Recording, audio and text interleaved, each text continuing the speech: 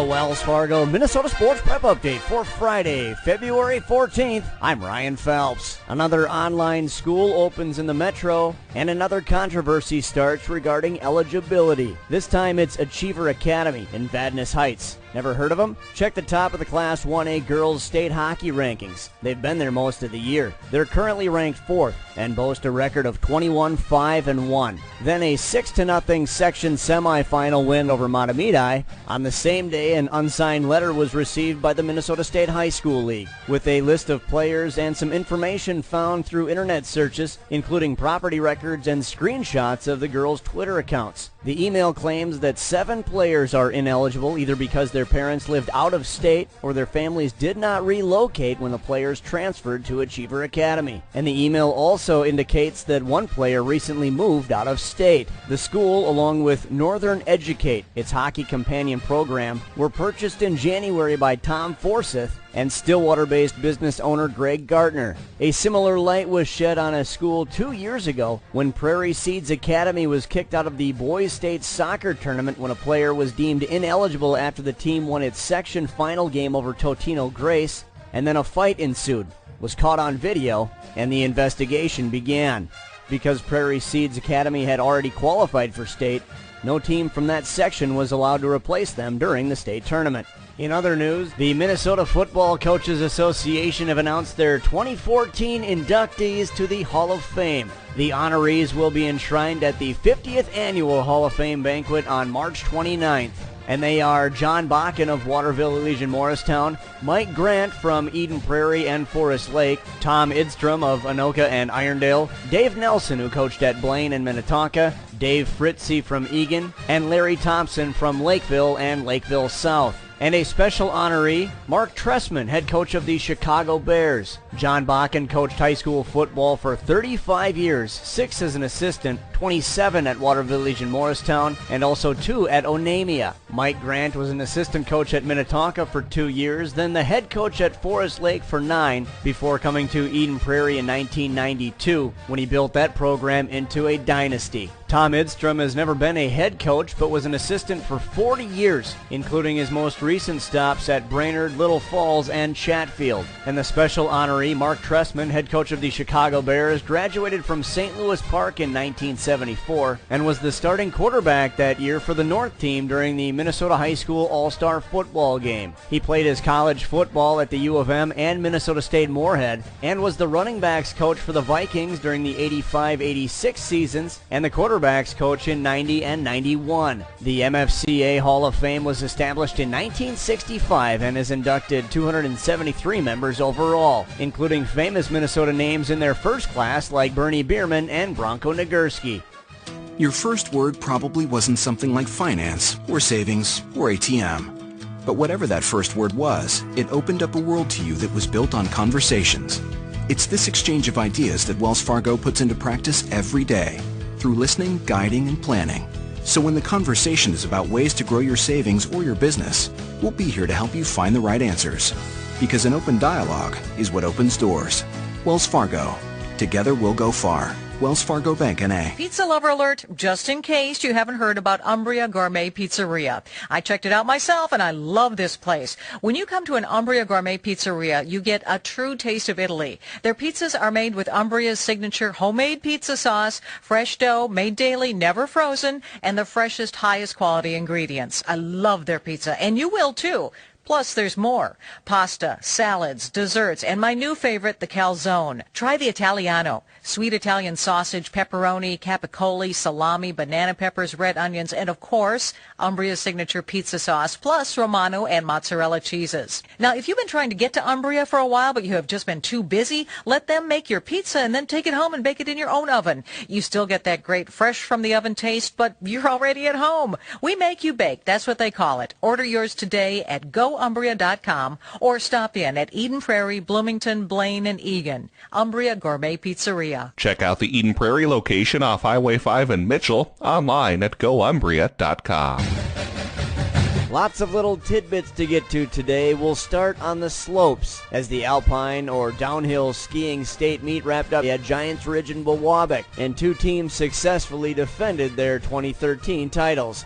The Minnetonka girls and the Blake boys. For the individuals, Lewis Wynn of Chanhassen, who's just a freshman, won the gold medal for the boys. And for the girls, it was Megan Greiner of Minnetonka. In other news, the girls' hockey section finals are wrapping up this week, and wrestling begins their preliminary competition. Be sure to go to our website, minnesotascores.net, to download and print off your playoff brackets. And sticking with the love theme, there's no love lost for Apple Valley Wrestling and two athletes who recently left the program. Strange times in high school sports these days. The past few days we've been discussing the eligibility of a handful of Achiever Academy girls hockey players, and now today two wrestlers leave one of the top programs in the nation. One of them is Dayton Racer, ranked 17th nationally at 152. He won the individual 3A title last year at 145. His family, who hails from Missouri, looked at a few Iowa schools before winding up in western Minnesota at Wheaton, with an enrollment of about 140 students. A family attorney for the Racers says that this could be an example of bullying to the highest degree, and, quote, "I think it's kind of the underbelly of some of the high school sports." Racer hopes to compete in the upcoming section meet for Wheaton,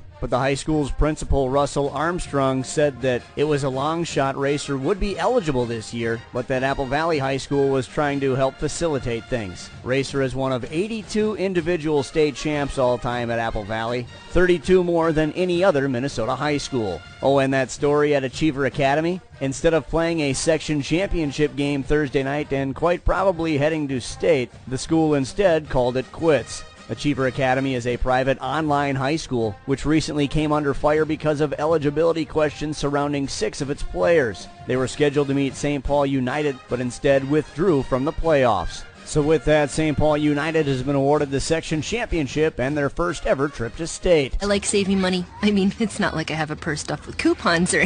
Okay, I do. The other day, I went into Wells Fargo to get help with a car loan. Good news. You qualify for our double discount promotion. Get double the interest rate discount we normally give on select new loans and lines of credit just for being a Wells Fargo checking package customer. And the best part, I didn't even need a coupon. Come to Wells Fargo to discuss how the double discount promotion can help with the interest rate on your new loan or line of credit. Wells Fargo. Together we'll go far. Subject to credit qualification. Wells Fargo Bank N.A. Equal housing lender. I'm in a state of caffeination. Got all my fingers shaking. Must have been my large Americano, mochaccino, macchiato. Now the family's gone to bed, and that's my favorite time to get some tips on better rates.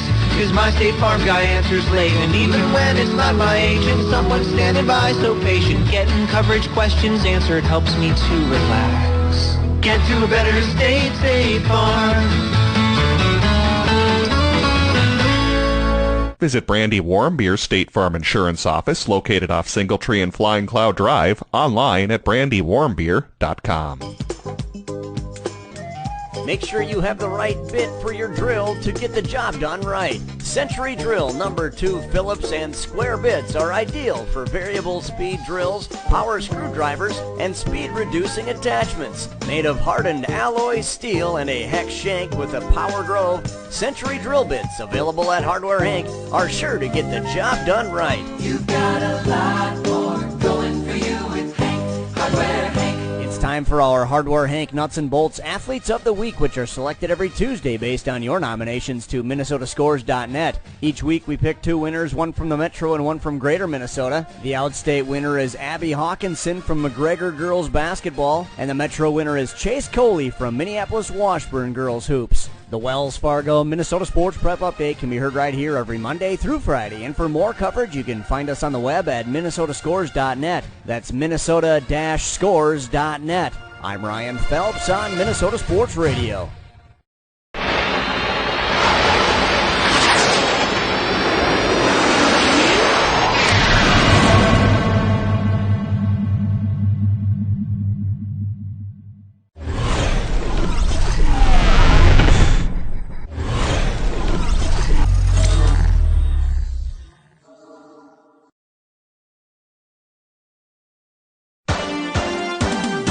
It's time for another round of live local play-by-play coverage of Southwest Metro high school sports.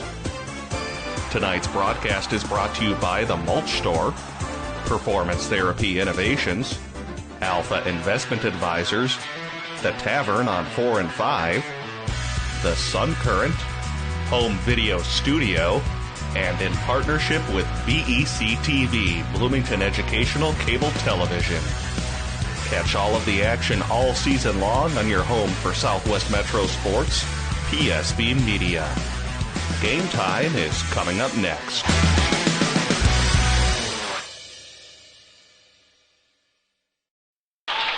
The final weekend of the regular season is upon us, and we have a dandy here on PSB. For those of you watching this afternoon, the top-ranked and visitors from Edina travel west to take on the host Eden Prairie Eagles, who come in ranked 7th in Class AA. So a matchup of top 10 teams here from Eden Prairie Community Center. Adam Rosso alongside Brett Johnson. And Brett, will the third time be a charm for these Eden Prairie Eagles who have already lost twice to Edina? Yeah, they're certainly hoping so. Looking for a little deja vu from last season where Edina beat the Eagles in their first two matchups before Eden Prairie concluded the regular season with a victory over the Hornets.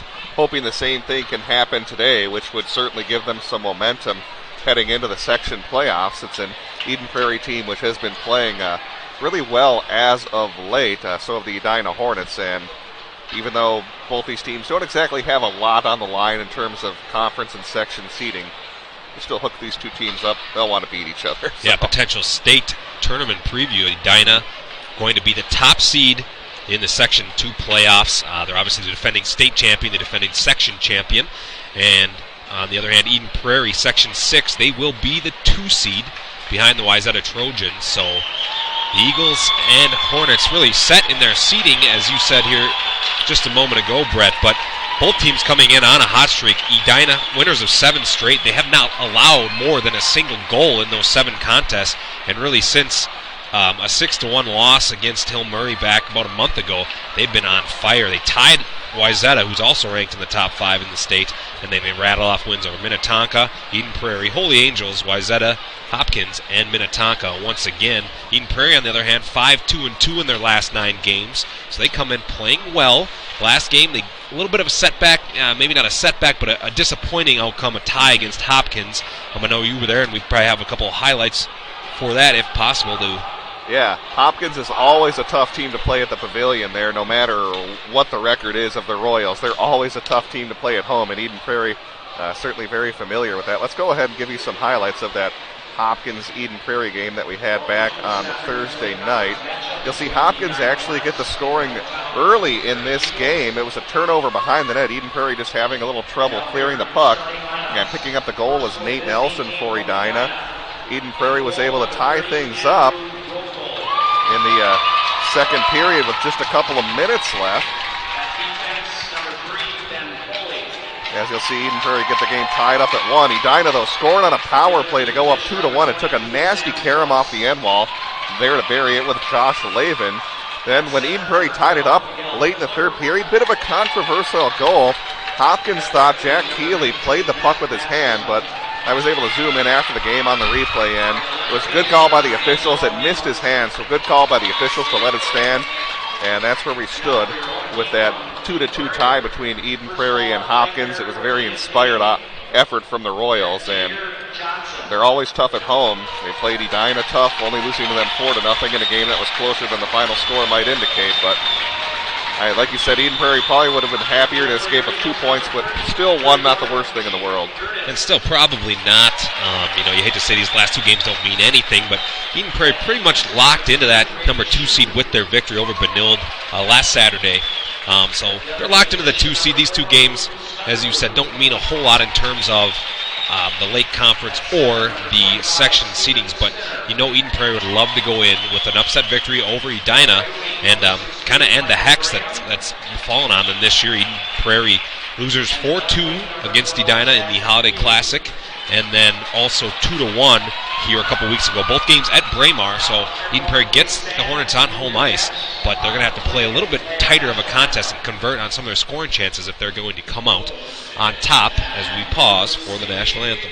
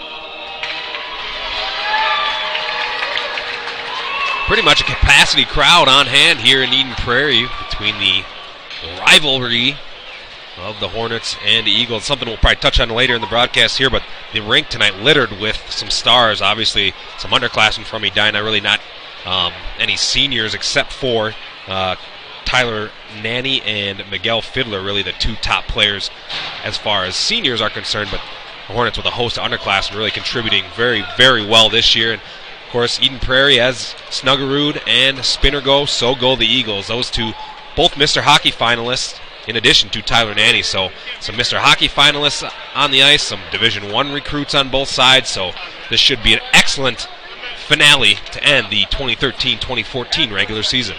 And you're absolutely right about Eden Prairie going as Snuggerud and Spinner. Doing a quick note about those two guys in their 2 games against Edina.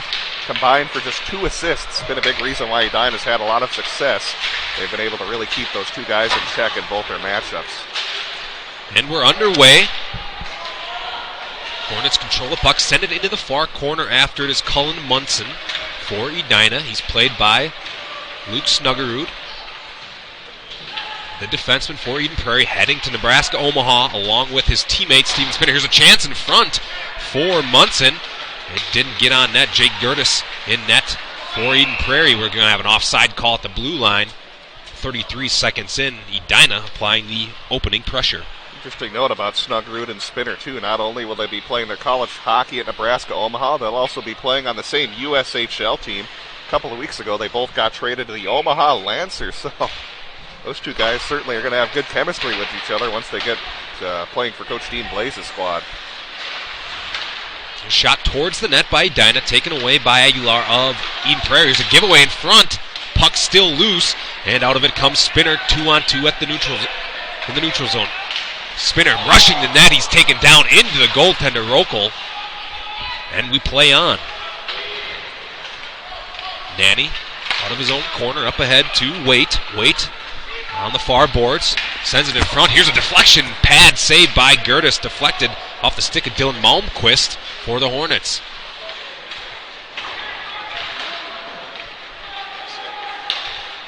Eagles carry it out of the zone. This is Cole Lawrence. He'll bring it into the Edina end, and he's played by Nanny. Lawrence gets possession of the puck, sends it along the far wall to Jack Sullivan. He directs it into the near corner. This is Artsinger. With it, he sends a shot into the glove of Andrew Rokel, and we'll have a stoppage in the first face-off in the Edina end, upcoming after some token pressure by the Eagles. You're talking about how Edina's done an excellent job defensively, and a big reason why Andrew Rokel. You and I, of course, called the Edina games at the Edina Holiday Classic, and one of the things I really noticed in those first 2 games of that tournament, he was really struggling giving up rebounds, but when they played Eden Prairie on the 3rd night, he was razor sharp and has been like that since then. So after some early season struggles, Rokel has gotten red hot, and he's been a big reason why Edina's the number 1 rated team here in the state. Yeah, knowing that the initial game where they played Grand Rapids, I believe, you were correct, he was giving up really bad rebounds, to be quite honest with you, and Grand Rapids converted on a few of those. Edina obviously got the victory, but I have not seen Edina in person since then. But Rokel with, I think, a 1.89 goal against average, so he's definitely improved as the course of the season has drug along. Puck in the Edina end at the line, held in that time by Shu of Eden Prairie. Near wall taken by Bellows, and he'll carry it out to the red line. Gives off to Osterreich. Osterreich sends it on net, steered into the corner by Gertis. Edina plays in the corners. Another shot, save made, rebound. Side of the net shot that time by Mishmash. And Eden Prairie carries it out of the zone. It's dropped in. Eagles will make a change. Edina, all 5 skaters back in their own end to corral the puck as Bellows has it at center ice. He'll bring it in offside as number 16 Mishmash just a skate too far in front of Bellows, and we'll have a face-off just outside the Eden Prairie end. 2.5 minutes gone by, no score from Eden Prairie.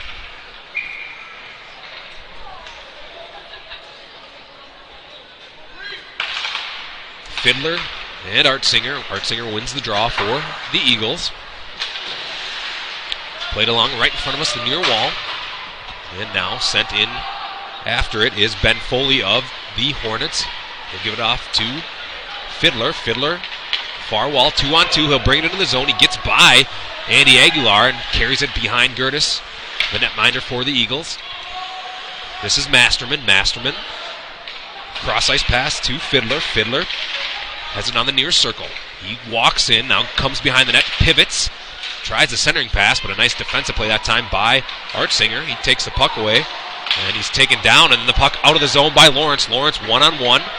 He'll take a wrist shot into the body of Rokel, who holds it, and we'll have another face-off to our left. You can really tell that Rokel, a veteran goalie who we talked about, has been playing well lately, did a nice job coming out, cutting off that angle, and importantly, not giving up a rebound on that last shot from Eden Prairie sophomore Carl Lawrence. Rokel 17-4-1 on the year. As I said, 1.89 goals against. Here's a stick save by the senior goalie and a 92.4 save percentage. He does have 3 shutouts on the season, 2 of which coming in the last 2 games. Here's a shot in front, that time off the stick of number 12, Jack Keeley. Save made. Rokel once again.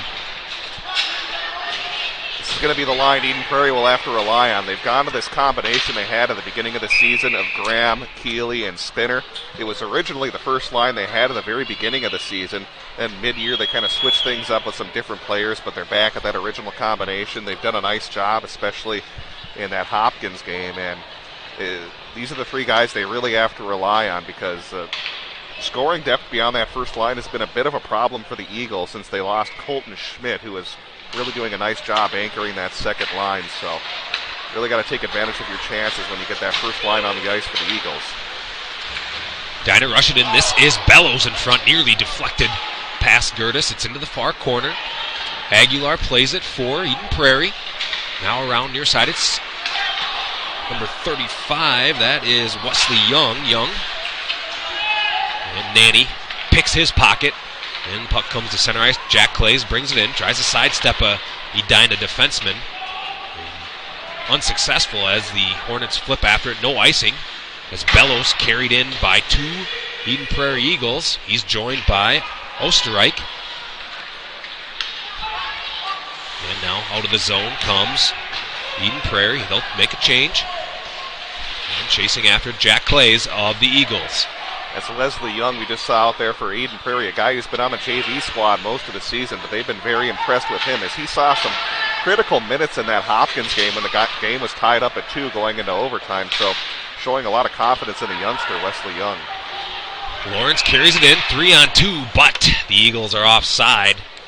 Whistle blows, and with 12 minutes even to go in the first period, we are still scoreless here between top-ranked Edina and 7th-ranked Eden Prairie.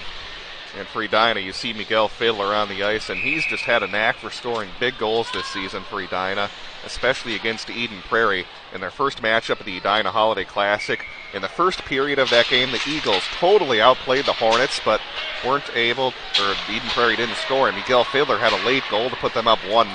That was a big goal to give the Hornets momentum. And of course, he had the winning goal in the second matchup against the Eagles. Couple players tangling behind the net. Out of it comes Eden Prairie. This is Artsinger, who nearly possessed the puck in the slot. However, Edina sends it out of the zone where Snuggerud is after it. He's being chased by Munson. Brought down from behind, no call, and bringing it into the zone near side is Jack Sullivan. Puck floats back to neutral ice. Edina with a check there, and now it's Zulsdorf, the defenseman for the Hornets. Fiddler at center ice. Banged along the boards by Masterman. He's into the corner, still has possession. Centering pass for Fiddler, but nice play that time by Eden Prairie to bump the senior from Edina off the puck. Here's a shot, deflected high up into the net over Jake Gertis and into the netting above the high boards here at the community center. So, looking at some of the intangible stats here, Eden Prairie and Edina both outshooting their opponents by double digits per game. 35 piece shots on goal to 25.5 for Eden Prairie, and opponents only getting 24 per game for Edina. So really 2 teams that like to put the puck on net. But like you said, in the earlier matchups, Edina has not really done that. Eden Prairie's outplayed them in the opening stages. They just haven't scored. And that's been the big difference in these two games they've played against each other. Both games, the Eagles clearly had the better of the play in the first period, but were not able to cash in. And so far, I think Edina is playing a much better first period than they did in their previous two matchups. It's been a real even game so far with not a lot of grade A scoring chances yet. There's a shot and a goal! A pair of sophomores hooking up as Casey Dornbach lights the lamp after a nice play by Garrett Waite. Let's see if we can see the replay here, Brett. Yeah, nice little play to find Casey Dornbach back in front. That's his second goal he scored against the Eagles this season. Just as I said, a lot of grade A scoring chances. They find Dornbach right on the doorstep. Gives them a 1-0 lead. Good vision, and got to have a little tighter coverage if your Eden Prairie defense can't let a prolific scorer like him get open in front of the net. So the goal coming at the 6:40 mark of the opening period. Edina strikes first. It's 1-0 Hornets. Yeah, Dornbach's had a really nice season for Edina. 11 goals, 4 assists to give him 15 points. And you would think on most teams that would be a guy who would be a top 5 scorer. Not the case for the Hornets. They have a ton of 20-point scorers on their squad. Yes, 7 players with 20 or more points, led by Fiddler, as you said here a moment ago, with 39. Leading goal scorers, actually number 9, Cullen Munson. Here's a shot on net, gloved by Gertis. Shot applied that time by Foose. We'll have another face-off, this time to the left of Jake Gertis. 9:48 to go. Eden Prairie find themselves down by a goal after the goal by Casey Dornbach. Assist Garrett Waite. So Edina, like they did in each of the first two games, strike first against Eden Prairie. And bad news if you're an Eden Prairie fan, because Edina, when they score first in hockey games this season, 18-0-1. So certainly bodes well for them. Munson, near wall. And also chasing after it, Masterman. Masterman sends it around where Fiddler takes it. He tries to push it behind Gertis again. Artsinger there. Now Fiddler somehow escapes with it. He sends it in front. Puck still loose, fluttering in the air. And it's Fiddler. Fiddler's shot blocked in front by Snuggerud. Puck tipped and not out. Held in at the line by Meyer. Meyer sends it in front where it's blocked by Snuggerud again. And now finally the puck trickles across the blue line. Eden Prairie really holding on for dear life on that possession. And again, that's going to be a key for them. That's their third line they have on the ice. And did a nice job preventing the goal, but you'd like to get a little offense out of them to get some pressure on. Help give that first line a rest. And here come the Nebraska Omaha recruits, Snuggerud and Spinner. Nice defensive play that time by number 19 Masterman, getting back from his forward position to lock up Spinner. Wheeling and dealing that time is Fiddler. He gets a shot on net, steered to the corner by Gertis. Wow, what a play by Miguel Fiddler on his knees, still able to throw that at the net to create a pretty good scoring chance. Puck taken down and still not out now. There's another shot, save, rebound, another save by Gertis as Waite on the doorstep looking to extend the Hornet lead. Wow, the Hornets are buzzing here in this first period, creating all sorts of pressure and just making Eden Prairie play for every mistake they make. Second ago, they tried to get a give and go between Spinner and Snuggerud. The Hornets intercepted the pass, created a turnover the other way and a good scoring chance. Then we see Eden Prairie turn it over at the blue line. Leads to another good chance for Edina. So got to be more careful with the puck if you're Eden Prairie. Mark Sullivan with it for the Eagles. He carries it out of his defensive zone. Now Aguilar. Aguilar at the line, sends it across to Clays. Clays passes just a little bit too far off the stick. He rides Zulsdorf hard into the far corner boards. Clays delivers another blow, but back the other way comes Edina. 1-on-2. Malmquist sends it behind the net for Bowlby. As Brady Shooter did a nice job not letting Malmquist have the front of the net. He's played a really good defensive past few games here for the Eagles, and that's a big score he was able to help deny. And now the Eagles break it out to center ice. Leading the charge is Parrish. Parrish stood up at the blue line. Edina carries it out of the zone once again. They don't get possession, however. Bellows locking up with Niederer. And Shue in front of his net takes the puck away. Carried ahead by Jack Sullivan. Sullivan has Artsinger with him. 2-on-3. As they bring it into the right of Rokel, but nothing set up. And back the other way come the Hornets. 2-on-2. Offside at the line. Bellows. And Munson flying across that blue line, but their linesman calls them offside. We'll have a face-off just to our right here.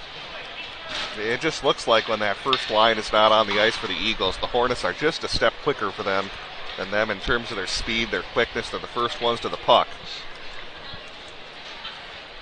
As they're really looking like they have a lot of energy here in this first period.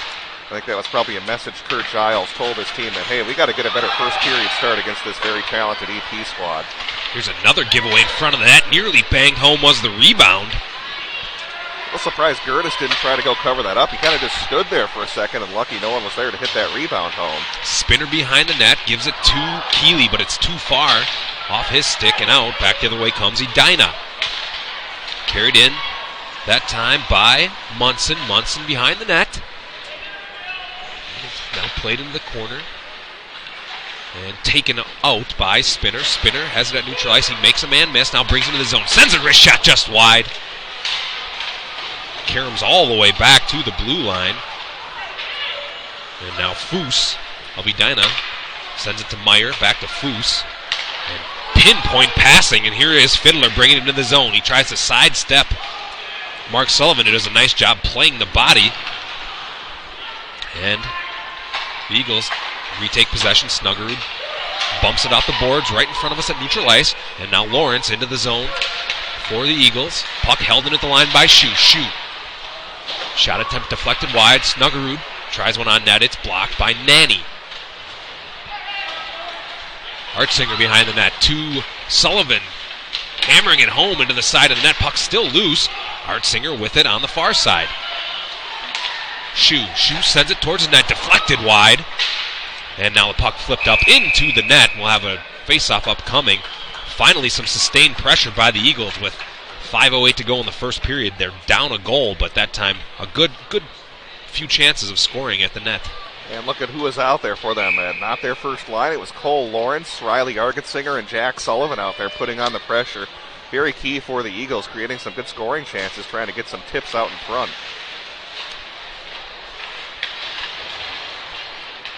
Puck taken out of the zone. Snuggerud has it at center ice. He spins, being hounded by Garrett Waite. And now he likes to bump it off the boards, the glass rather, and it trickles down into the Edina end. Dornbach, who has the goal, he finds Malmquist. Malmquist flying into the zone, stick save by Gertis. Waite has it, but then has it knocked off his stick, and the puck is out of the zone, sends it over the head of Jake Gertis. Aguilar. Now it's Clays. Clays with the pass just a little bit too far out of the reach of Niederer.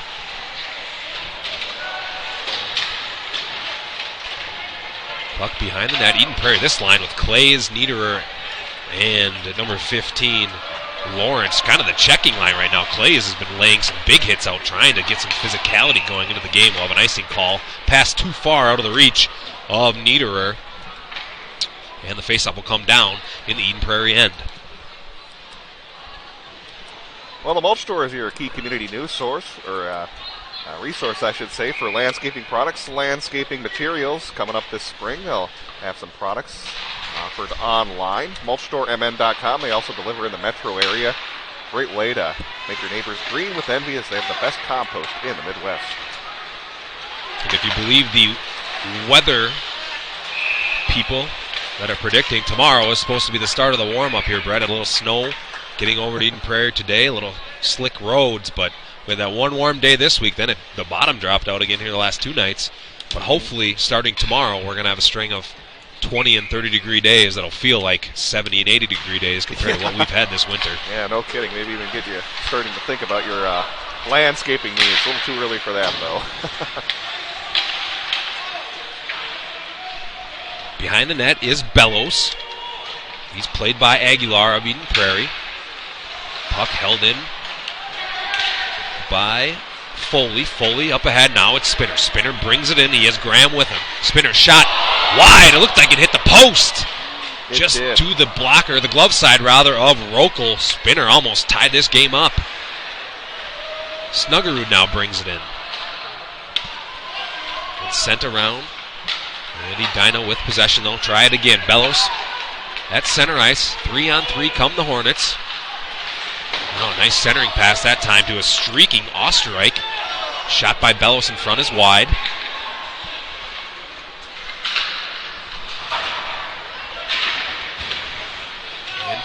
fluttering in the air, brought down and played by, this is Shu of Eden Prairie, Snuggerud in the far corner. He flips it up to the line. Nanny hammers it back in, and the puck is still in the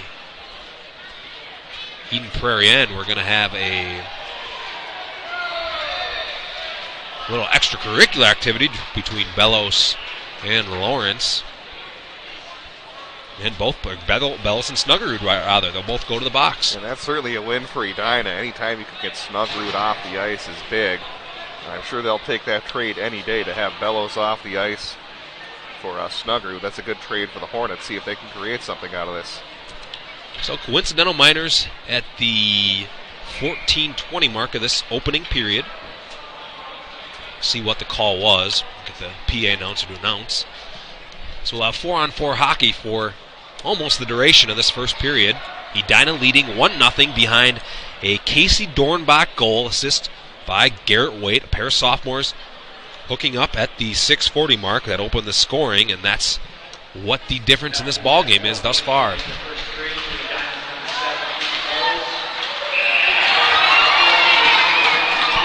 Nearly had a goal off the faceoff. I was trying to listen to the penalty call.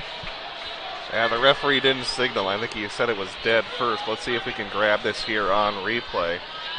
We'll rewind it a little bit here off that faceoff. Nice play there by Miguel Fiddler, always in the middle of everything. I think the whistle blew before it went into the net. Misspoke a moment ago. It'll be 5-on-5 hockey, not a 4-on-4 situation. Fiddler wins the faceoff. Rocket off the stick of Meyer at the point. It's deflected off a skate to the sidewall. This is Fiddler behind the net. He's bodied by Sullivan of Eden Prairie. Now Spinner joins alongside number 19, Masterman. Spinner gets the pass from Graham. Keeley out there as well. Where's the puck? Up into the Eden Prairie stands, off of the glove of Fiddler and out. Faceoff will be right in front of us. 2:08 to go in the first period. And taking a look at that replay, you saw a couple of outstanding players go head-to-head on that one-on-one. Tyler Nanny, a converted forward playing back on defense, did a nice job poking that away from Steven Spinner. Of course, some recognizable name on this Edina squad. You have a Nanny, you have a Bellows, you have a Fiddler, all three of which obviously storied hockey names in one form or the other, whether it's NHL, college, or both. Of course, some familiar names on Eden Prairie, too, if you recognize the Snuggerud last name. Uncle Dave, great player for the Gophers. Also some other familiar names at Eden Prairie. Bold now, I know he had a couple of brothers that have played on some state championship squads, so certainly hockey in the bloodlines of both of these teams. Here's a big hit by Arksinger. He de-skated when Edina forward. Here's a shot, doesn't get to Gertis, taken away by Eden Prairie, and they come to center ice where Sullivan is ridden off into the boards. Nothing doing right now for the Eagles. Nanny brings it in. Drop pass off is taken away, and here comes a potential odd man rush. It's Parrish. Parrish bringing it in, but he's bumped off the puck, and we are going to have a penalty upcoming on Edina. It's going to be a hook, and it's going to be on number 9, I believe. Yep, they're going to give it to Cullen Munson. And Tyler Nanny, lucky there that didn't come back to cost him. Tried to do a no-look backhanded pass, turn it over to Michael Parrish, who turned on the Jets, forced his way through the net. Even though he had two guys to beat, he at least was able to draw the penalty and get Eden Prairie on the power play, which has been getting better as the season has gone on, converting at 21.6%. So we'll have minute 18 left in the period of 5-on-4 advantage for Eden Prairie, and then we'll get another 52 seconds unless the Eagles can get an equalizer here in the final 60 seconds of the first period. Aguilar, near side Spinner. Spinner back to the point. This is Graham. Graham, Spinner, down to the slot to Graham. He'll cycle around, and he's played it by and has the puck picked by Pugh. And now Edina takes it out. This is the captain, Malmquist. Malmquist, hard hip check into the boards that time by Aguilar. 36 seconds to play. Eden Prairie with a 5-on-4 advantage to end the period. There's going to be an icing. Nope. Eagles get down and take it. It's Mark Sullivan behind the net now. Jack Clays to the point. Spinner. Sends a shot. It's deflected. Doesn't reach that. It's loose in front. And Edina ends up clearing it down the ice. Gertis out to play it. 15 to go on the game clock. Spinner with one final rush. He'll bring it across the blue line. Drops it off to Graham. And Rokel gets a glove on it. Holds. And we'll have one face-off. 5.9 seconds remaining. Both coincidental minors to Snuggerud and Bellows are over. So just 48 seconds left on the power play for the infraction by Cullen Munson of Edina. Findler and Arksinger. Here's a shot from the point. Rebound, loose. Another one, Snuggerud. Shot at a goal! Wow. It's the really, clock didn't run. Yes, exactly. Wow. Edina's bench up in arms. Well, let's take a look. I was running the clock on mine. Let's watch it on replay to see the clock. I started mine on time, and boy, I think it might have snuck in with 1 second left. That is close, but the rebound, and I was waiting for the horn, and all of a sudden, Snuggerud winds and fires, lights the lamp. Looked like it went low, far side pad, right past Rokel. This goal will stand because there's no way the refs have any reason to run 4 seconds off the clock. And like you said, Brett, I mean, it's going to stand. There's no way they can wipe this one off the board. And again, my clock is unofficial, and if they were running the clock correctly, they would have been 1 second left. So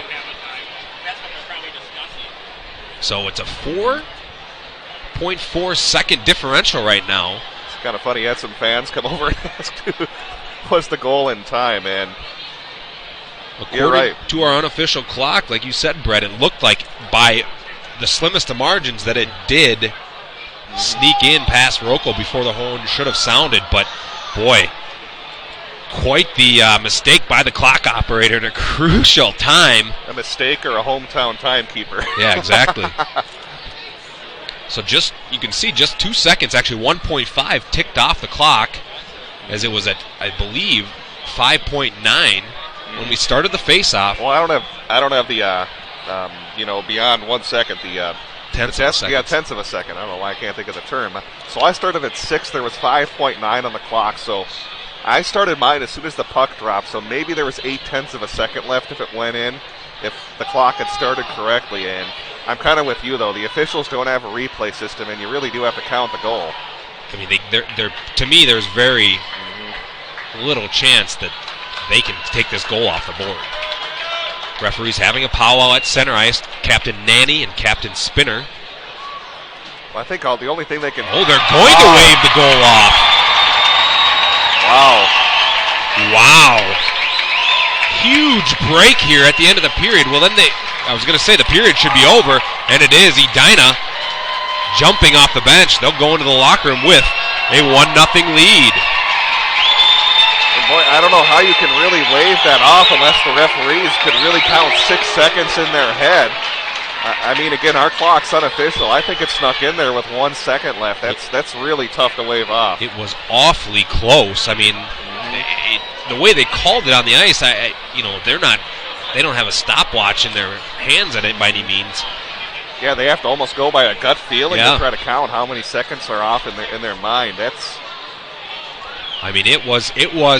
could have gone either way. Had they waved it off or called time, nobody would have thought anything of it either. But boy, to wipe one off the board, that is a gutsy call by the refs. So they must have trusted their gut instinct, like you said, Brett. And we are going to go to the first intermission with Edina leading by a goal. Great food and great sports. It's the Tavern on 4 and 5 in Eden Prairie. This season, the Tavern on 4 and 5 will be showing several PSB broadcasts of Eden Prairie boys hockey on the big screen TVs. So make it a night out.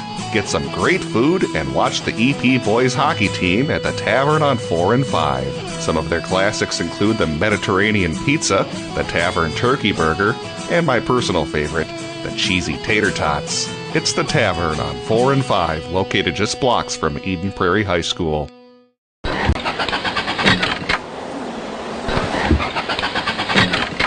I wish it was spring. Hello, Carl. Whoa, who are you?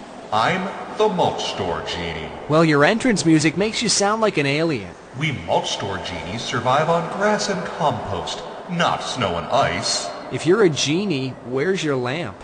Mulch Store Genies live... Never mind you. Let's get to the point. You had a wish for me, Carl. Yeah, I wished it would be spring. Your wish is my command. Sweet, this is much better. Wow, my lawn looks great too. Indeed, Carl. That's the power of the Mulch Store genius. Thanks. Tell your friends of my mulching powers. The Mulch Store, granting beautiful lawn and landscaping wishes since 2000. Store locations in Burnsville, Minnetrista, Rosemount, and Shaka. Hi, I'm Dr. Dennis Lansley, Clinic Administrator and Care Coordinator for Advocare Clinics located in Bloomington, Minnesota.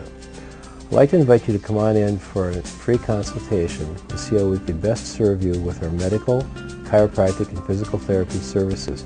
Whether your problem is from an acute injury or a chronic pain management issue, we feel we can help you.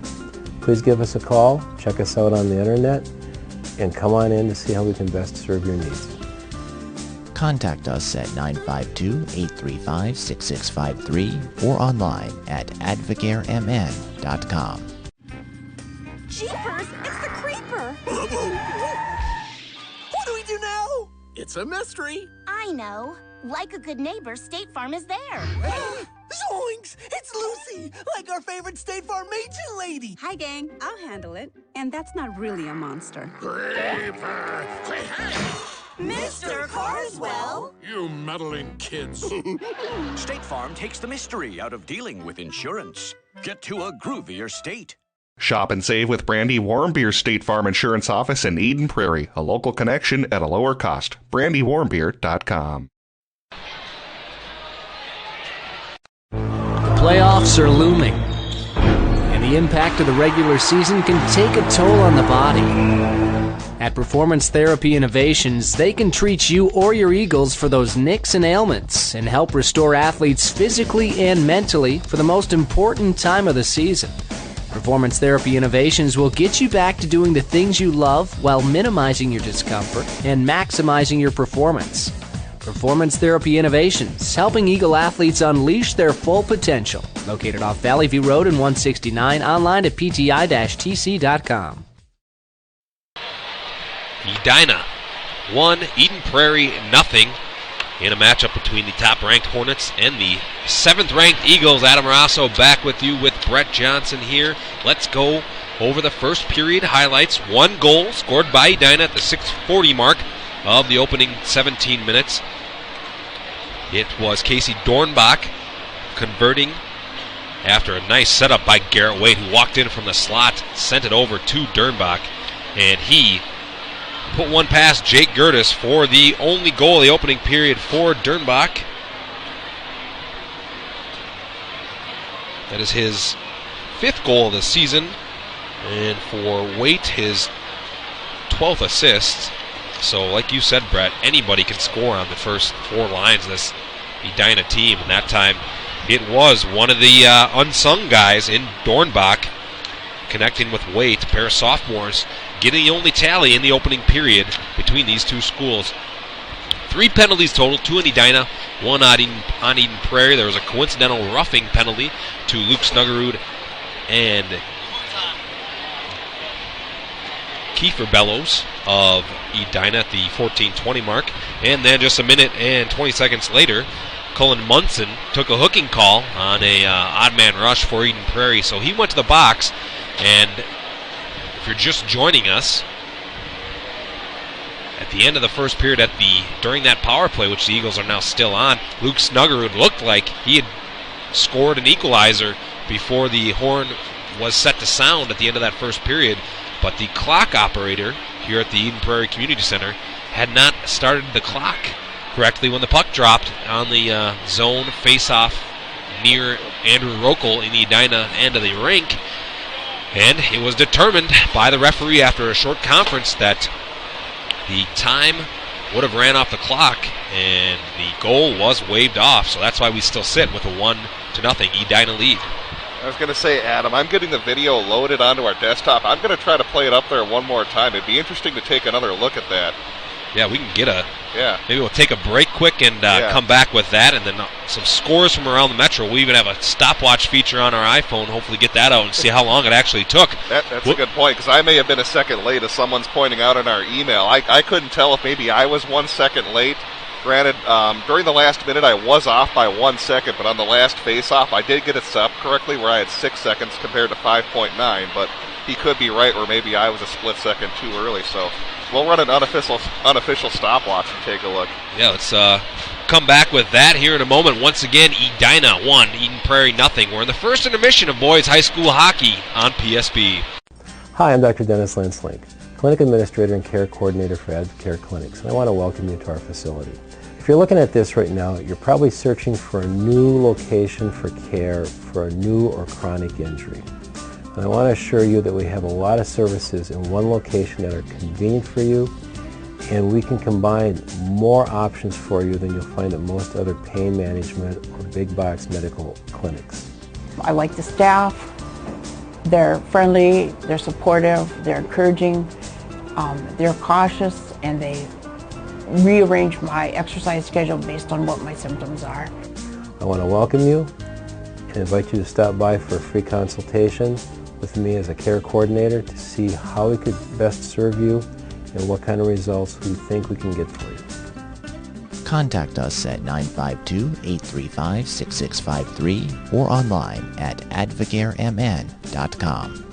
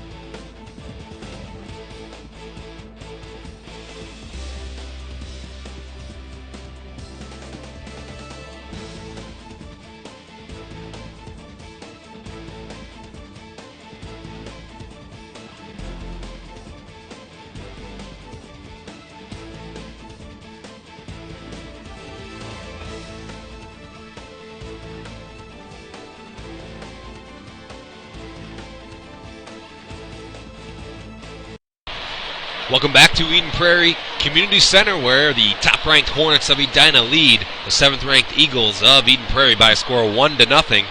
But this game already chock full of controversy, and we're only through the first period, and We'll bring in the replay of that final sequence in which Eden Prairie thought they'd tied the game at 1, but the referees end up waving off the goal.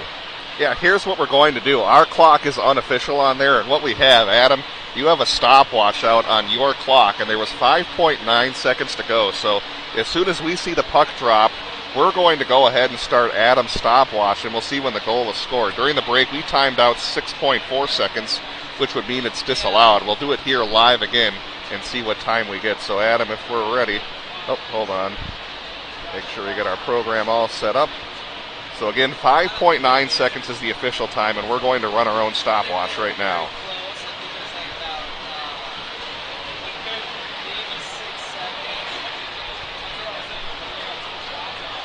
Ooh, this time we had 5.76. Oh, my.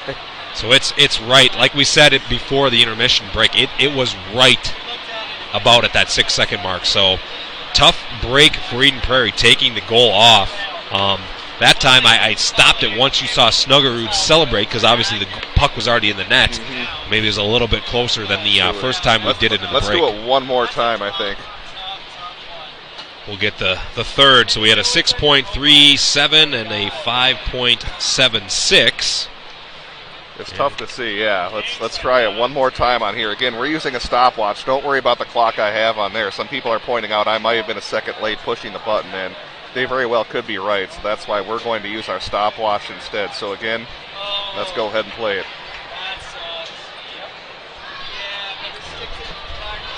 Missed it. My missed it? phone went dormant here. Kind of a MacGyvering our replay here. All right, let's try it again. Again, we have the stopwatch going. Don't worry about the clock on screen. 5.9 is what they have to score in.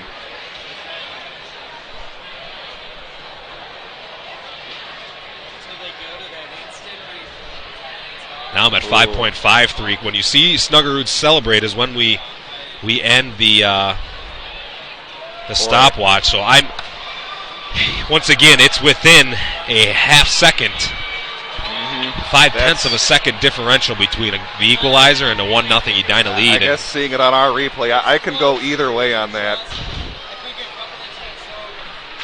Yeah. Gentleman here was asking. Was asking about the replay. So 5.53, 5.76, it's all over the board here. As it stands, the goal waved off as Edina back on the ice here. Eden Prairie just about to emerge from their locker room. So, like we said, Brett, unsure how they actually ended up making the final decision. But I guess for a silver lining, if you're an Eden Prairie fan, they still have 46 seconds left on a power play. They'll have fresh set of legs. And possibly here, if there was supposed to be a goal, the old karma police will come in here and give Eden Prairie a break and a goal to tie this game up. Nothing like a little controversy here in a high school hockey game. That's as tough as it gets for the official. I mean, it's tough with the clock operator. I was making the comment because I was looking at the clock as the goal was scored. I'm wondering if the clock operator hit the button twice. You know, if you're hitting start and he accidentally hit it one more time to stop, because it looked like it was kind of fluttering between stopping and starting. And I think that might be what the error was on the official score clock here and why we were way off on time. Either way, though, running our tests, I mean, we were right on the line. We had one test that was 6.4, a couple others that were right around 5.7, and they had a score within 5.9, so it is as close as it could possibly be. Like I said, it's definitely within a half second either way. And what's the basketball adage? You can't do anything in less than 0.3. So really, the time that somebody's going to stop the clock at 0.3, you got to give it that. So it's right on that line. And you know, if you're joined us for the opening, we said there isn't a lot riding on this game, and if this was a state tournament game or a section final game, could you imagine the conversation being had right now? As it stands, you know, it's a 1-0 Edina lead in a game that doesn't mean a whole lot more than for bragging rights between the two schools. Yeah, absolutely. Again, Eden Prairie's wrapped up the number 2 seed in Section 6. Edina's wrapped up pretty much the number 1 seed in Section 2. I guess there's a very, very small chance that they can maybe get leapfrogged by Burnsville if they were to lose this game, but even that would still be an extreme long shot. So both these teams really with a lot of bragging rights on the line, and you know, anytime you get Eden Prairie versus Edina, both teams will certainly want to win this game. And even looking further ahead, if they were to both make the state tournament, of course they seed the state tournament, so you could at least have an impact maybe in that aspect. But in the grand scheme of things, both teams are pretty much locked in and in theory don't have a lot to play for, but both teams are certainly going to play hard here for the rest of the game. Yeah, so the Eagles huddling. Cool. It's interesting. Now they're going to put the power play clock down to 40 seconds. Which should be correct. Actually, I think it should be 42. Well, minute 18 would have ticked off, so it should actually be 42 seconds. But either way, Munson in the box, and we're set for this second period of action. Snuggerud brings it in, sends it to Spinner. Here's a pass just out of the reach of Artsinger. And back the other way comes Edina. Short-handed, they bring it into the zone where Parrish has it for, Graham rather, for Edina.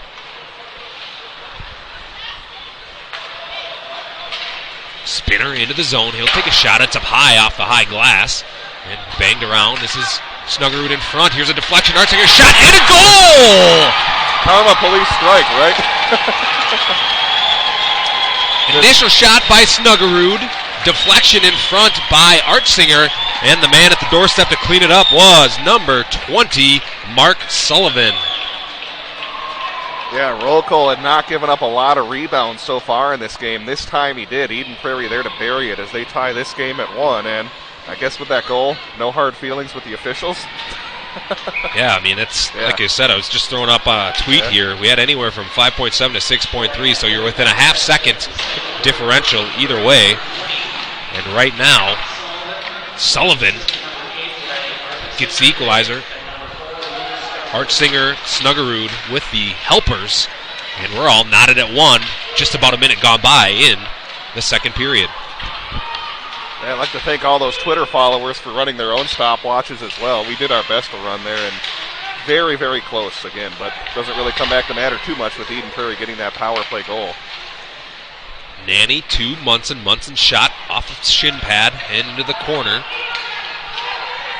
where Mark Sullivan has it for Eden Prairie. Now played at the line by Edina, sent back in. Chasing after it is Munson. Munson fans on a centering attempt, and it's carried out of the defensive zone by Michael Parrish. Tyler Nanny after it.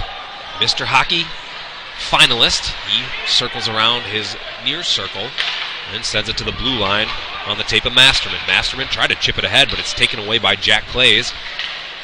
Eden Prairie offside. I was going to say that's 35. Wesley Young trying to hold the line.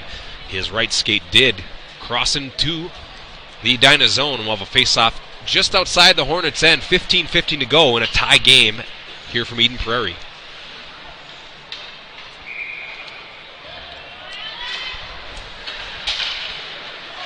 Hornets win the face-off. This is the 9th grader Calvin Pugh. He sends it ahead to Ulsterreich. In after this Mishmash. Mishmash threw it in front. Clays played it off his skate and now steers it into the corner. Near the Edina bench is Clays along with Niederer. Out of it comes Bellows. He fires it cross ice into the corner. Charlie Lawrence after it for the Eagles, and now it's Shue coming out of it, carrying it all the way into the zone. He stood up at the line by Pugh and dropped. Lost his edge there on the skate. And the puck flipped up and out near side just in front of us. And we will have a recharging of the batteries and a face-off at neutral ice. Now you're talking about how it's supposed to warm up this week. Maybe get you starting to think about golf. Performance Therapy Innovations can help with your off-season golf training. They have a state-of-the-art facility located in the Golden Triangle at Eden Prairie. They can hook you up to those 3D sensors and really take a close look at your swing. Find more information from Dr. Grant Norland, who heads up that clinic. AthletesPTI.com, AthletesPTI.com.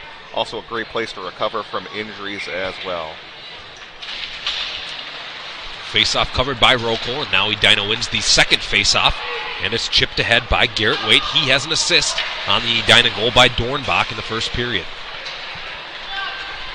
Taking it back the other way is Spinner. Spinner up to his teammate Aguilar. Aguilar sends it along the baseboards. Now it's played by an Edina defenseman, sent around to Garrett Waite, who carries it ahead out of the Edina zone all the way to neutralized. Flipped back and retreating after it is number 3, Foley. Foley up ahead to Malmquist. Malmquist stops once he crosses into the Eagles zone. Try to pass over to Dornbach, but Aguilar, Johnny in the spot, takes it away for the Eagles. Near wall spinner. Now it's Graham. And somebody got decked at the line that time. Aguilar hit hard by Garrett Waite. Here's a shot from the point. Deflected, nearly crossed up Jake Gertis that time in front. Nice job by the Edina enforcers at the net. And we have a couple players tangling in the corner, and there's going to be a penalty. I don't know if it's on both of them or it'll just be on the Edina player. Let's see what the refs call. It was Waite and Mark Sullivan tangling in the corner. Let's see if they both go. Waite got an extra shot in when they were on the ground after Sullivan had held onto his stick.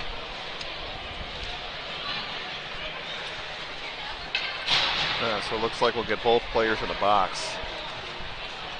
So another set of minor roughing penalties. Garrett Waite for Edina will go and give it to number 12, Charlie Lawrence for EP. Time of the penalty, 3 minutes and 33 seconds.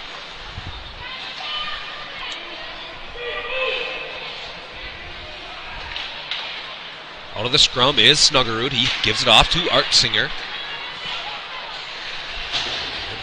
Eagles try to carry it out. They are unsuccessful. It's sent back around by Edina. Now the puck's at center ice, chipped along the far wall by Eden Prairie. After it is Meyer of Edina. Near side bringing it is Fiddler. Fiddler, his shot deflected up high into the netting, as we now have pretty much a standing room only crowd here, Brett, as all the stands have been filled up. We got news media from every which way, and then some people on both ends of the rink lining the boards. So a big crowd for not the greatest weather on a Saturday afternoon, and also not the most important game of the season here for either school. Yeah, it really creates a fun atmosphere here at the Eden Prairie Community Center. This is one of the smaller rinks among Class 2A schools, but it's kind of cool being that the bleachers are right on top of the action. Creates a very intimate atmosphere, and as you said, boy, about 5 or 6 different media outlets out here, including us. Parrish tries a shot. He fans, and it goes into the corner. Clay's with him. Both players hit the deck, that being Clay's and number 16, Mishmash. Bellows has it behind the net. He's been quiet tonight. Haven't heard much out of Kiefer Bellows, who had a goal in one of the 2 meetings here this year, I believe. Yep, he scored in that first matchup. Shot from the blue line. Meyer blocked wide by Gertis. Clays gives it ahead to Parrish, and this senior Parrish brings it into the net, into the zone rather, and a hard check delivered near side on Mishmash.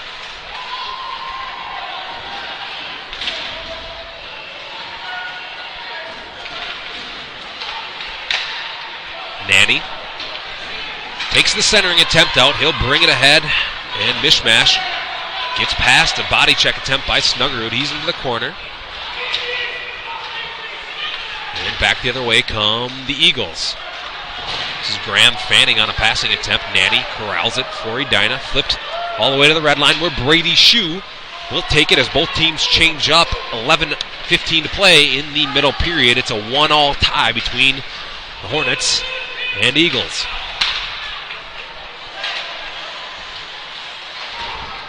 Snuggerud chips it along the boards. This is Shue. Shue after it. Stays on his skates. Spinner now helps him out. Here's a centering pass. Nearly got through as there's a wide open Edina player at the net. Malmquist has it behind the net. He tries a wraparound. It's off the side of the net. And back the other way is Dornbach for Edina. Now Lawrence has it, and Lawrence ends up firing it. No, it's Wesley Young, rather, firing it all the way down. So a little bit of sustained pressure that time by the Hornets, and we'll have a icing call on Eden Prairie. Like to get in contact with us during the broadcast, you can email us in the booth for psbchannel2@gmail.com. Also follow us on Twitter at PSBMN. If you can't remember either of those, just find links right above the Game Tracker screen as we have the email address and that Twitter account posted. Be more than happy to correspond with you during the game. I already have had some emails passed along to us. One from, I forgot the gentleman's name, Terry, who is also trying to follow along on that clock issue. And thanks to Terry for helping us out as well. Glad to have you tune in. Aguilar after it behind his own net, sends it across to Parrish. Parrish now up ahead to Artsinger. He'll chip it in. After it comes Sullivan. And Edina takes it back the other way. This is Fiddler. Fiddler to Munson. Munson and Fiddler carrying it in, but they're stood up nicely before they set anything up. And Cole Lawrence comes in. His shot high over Rokel's head. Comes all the way to the far side of the rink, as looked like Snuggerud was going to change. As it stands, here's Munson. A shot is wide. Diving block attempt by Snuggerud. Looked like Eden Prairie had a little miscommunication on the line change. I was thinking too. I was sighing a second ago. I thought they had too many men on the ice on that change. There was a little miscommunication, and I think the sixth guy on the ice may have had the puck glance off his skate, so perhaps a break for Eden Prairie, not getting called for too many men on the ice. 1-1 is our score. Glad you're joining us on the Saturday afternoon at Brett Johnson and Krister Woodley on the color commentary and the camera. Adam Rosso rinkside with you doing the play-by-play. Snuggerud has it on the left circle in his own end. Oh, after it was Mishmash flying in hard, nearly taking it away from the Edina, or the Eden Prairie defenseman rather. Snuggerud. He'll circle around the net, stop, and send it near side to Clays. Clays bumps it along, but it's not out. And a shot attempt that time on net by Foley. Looked like Mishmash had a stick up high near the face of Gertis. A couple Eden Prairie players not liking that very well. They let him know about it. And Gertis has done a really solid job in this game for Eden Prairie. It's been really fun this season to see him step up his game. He had kind of been the co-number one starter the past two seasons. Splitting time his sophomore year with Derek Lacombe, then last season with Jake Kiley. This year during his senior year, a chance to take over the number one spot. Done a very nice job bringing in that 263 goals against average and even 900 save percentage into this game. There's a giveaway. Bellows shot post! Oh, a tremendous chance by Kiefer Bellows, and now we're going to have a penalty upcoming against Edina. So a big turn of events as Gertis leaves. See what the Eagles can do here. Now 6-on-5 until Edina can touch the puck. And here come the Eagles. A defenseman falls down. Here's a centering pass. Wide open net is missed by Artsinger. Wraparound attempt knocked down. Here's a block into the corner. Snuggerud at the line. Can he hold it in? He does. Edina player sprawled out. Now a pass too far for Snuggerud. That was Lawrence trying to hook up with the captain Snuggerud, and he'll retreat, bring it back, and try it again here. 6-on-5. Edina have yet to touch up the puck. And I think you're going to get an Eden Prairie penalty now. Wow. Coaching staff very hot here for Eden Prairie, and I didn't see what the call would be. I think they're going to get Jack Sullivan on something, as he's not thrilled himself going to the box. He's very, very emotional about that. We're going to try to replay. We can go back about 20 seconds on our replay system. I'll see if I can catch the tail end of that play, and didn't quite have it on there, but either way, we're going to be, it looks like 4-on-4. And boy, that's a big momentum killer, because Eden Prairie had everything going when they brought the extra attacker onto the ice. They already have a power play goal in the game. And I'm not sure if it was interference. I couldn't tell. It was right at neutral ice, and all of a sudden the ref blew the whistle when Eden Prairie had the puck. And I wonder if that was the call, when they were trying to pass it up ahead, if they were maybe setting an inadvertent screen from Jack Sullivan.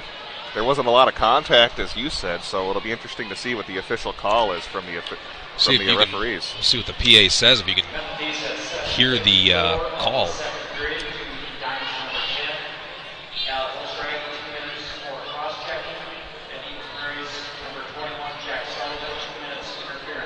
And that was the call, Brett. Interference on Sullivan.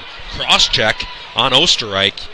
And Eden Prairie could have turned it into a potential 3-minute power play because they nearly had possession at 6-on-5 for a minute. Oh, and they were ready to set up another rush going up into the Edina end as well. So penalties at the 8-minute and 54-second mark of the second period.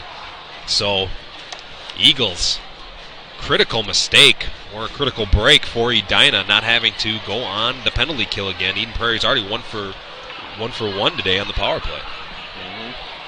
Been about as tough a game to officiate as you can possibly have here for the referees tonight. My goodness.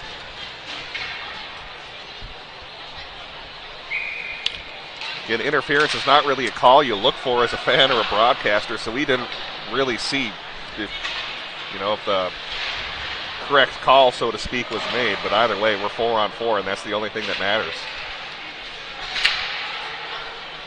So the Eagles with some momentum that time, and now we'll see what they can do. Kind of the wind out of this rink right now. Here's a shot just wide. Snuggerud once again making it happen, and then the rebound attempt off the stick of Keeley. Here's a backhand attempt the other way for Edina. It was Masterman getting in close but unable to convert. And the puck flipped up out of the zone. We'll have a face-off right in front of the Edina bench, the green and gold. 7:26 to play, and we are still at even strength hockey and still knotted at 1. A very entertaining game we've had so far this afternoon. A little bit of everything so far, and we're only halfway through this one. Arksinger and Malmquist in the draw. Malmquist wins it for the Hornets. Young plays it along the board near side for Eden Prairie. Lawrence after it, and Nanny wanted Rokel deflected in the corner. He ends up falling on the puck that was trickling towards the crease, and Eden Prairie will get a face-off to the left of the senior goaltender Andrew Rokel, looking to take their first lead of the afternoon.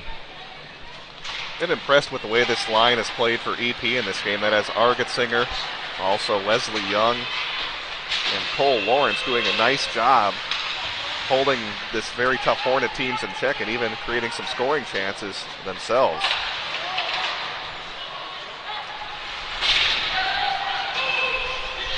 Puck on the near boards. This is Argetsinger bringing it in, trying to sidestep Nanny. Nanny doing a nice job that time, taking down Argetsinger with the body. Beautiful play by Tyler. That's exactly how you draw up a check. That's just beautiful work by Tyler Nanny. And again, keep in mind, he had been a forward his entire career until this season, and certainly couldn't tell from that. That was a perfect defensive play from Mr. Nanny. Here's a shot, save made Gertis.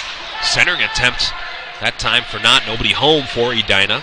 That's Young stood up hard in the neutral zone. Nanny with possession once again. Will send it up ahead to Bowlby. Bowlby near wall. Chip it in. Clays now with it for the Eagles. Clays brings it all the way in. Sidesteps a couple players, but then has the puck taken away off his stick. And behind the defense is Haug. Haug, spinorama, tries to center to Bellows. Shot off the stick of Gertis. Save made. Haug again with possession. A hard check in the corner by Snuggerud. Haug is down. Snuggerud not happy about that one either.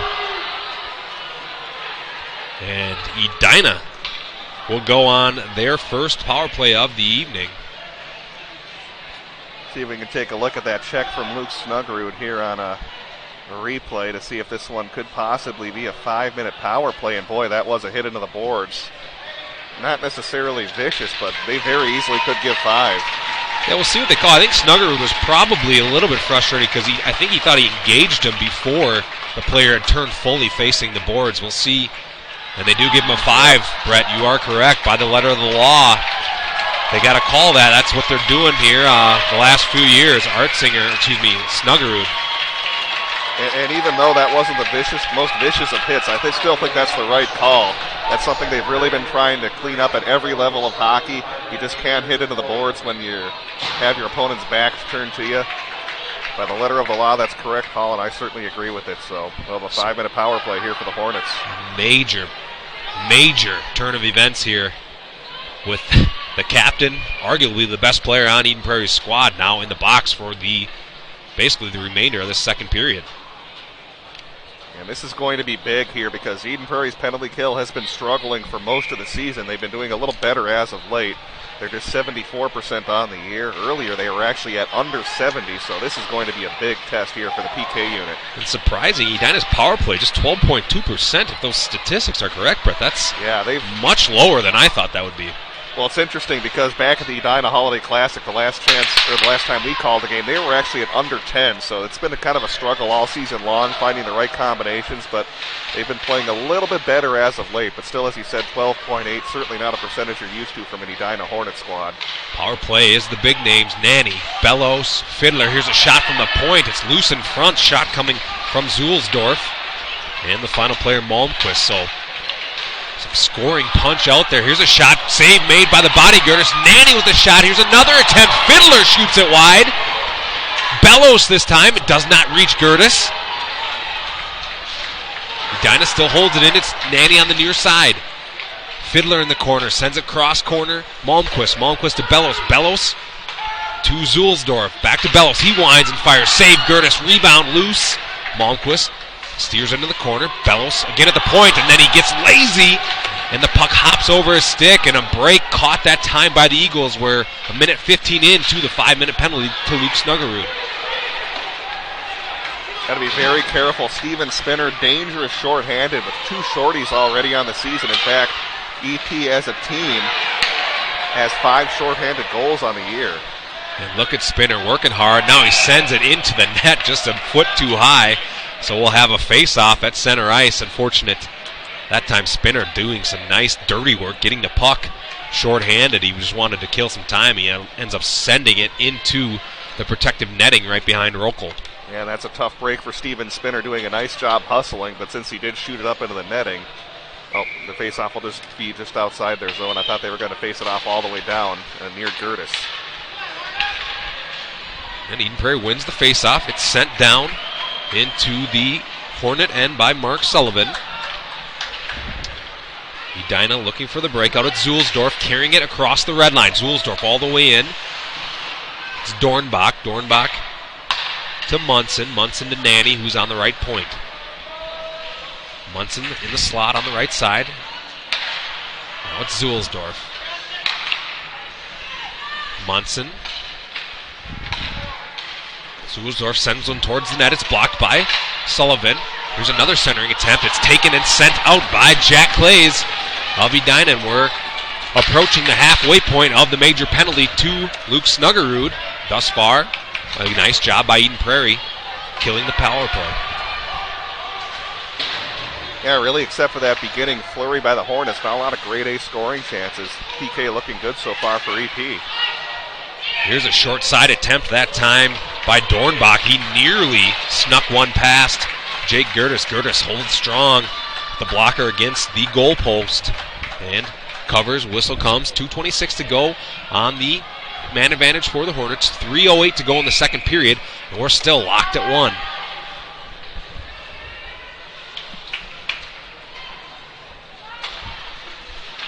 Edina wins the faceoff. Nanny over to Zulsdorf. Zulsdorf. Nanny circles, looking, shot, save, rebound, and a goal!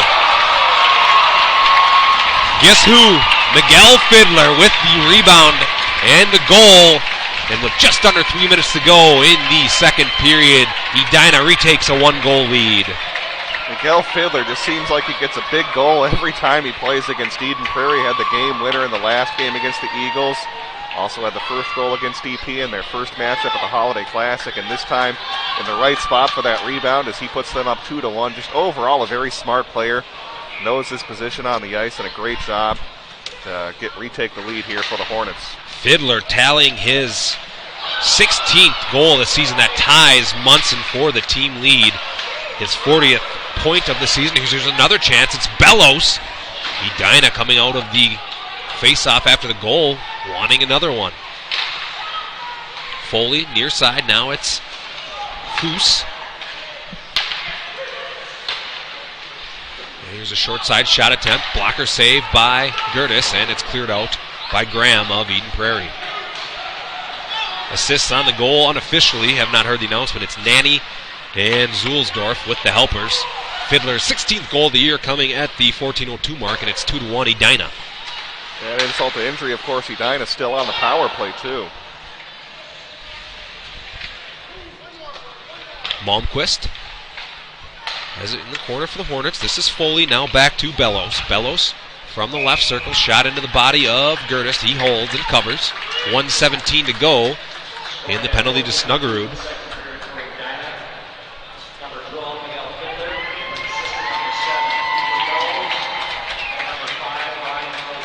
Oh, they're going to give Bellows the assist instead of Nanny. I thought it was going to be Nanny and Zulsdorf. It's Bellows and Zulsdorf on the assist. Edina wins the faceoff again. This is Zulsdorf to Monson. Monson cross-ice pass too far for Nanny. Monson along the goal line. Here's a nice shot. Ooh, was off the side of the net. I was just about to announce the goal for Dornbach. Would have been his second of the evening. Zulsdorf. Here's a pass to Nanny. Deflected. Nice play that time by Aguilar. Nanny nearly had an open shot at Jake Gertis. Going to line up one through the glove side. Check out this puck movement here from Edina on the power play. Does beautiful job, really having the Eden Prairie defense scrambling. But as you said, nice job by Aguilar to recover at the end to at least deflect that up into the netting.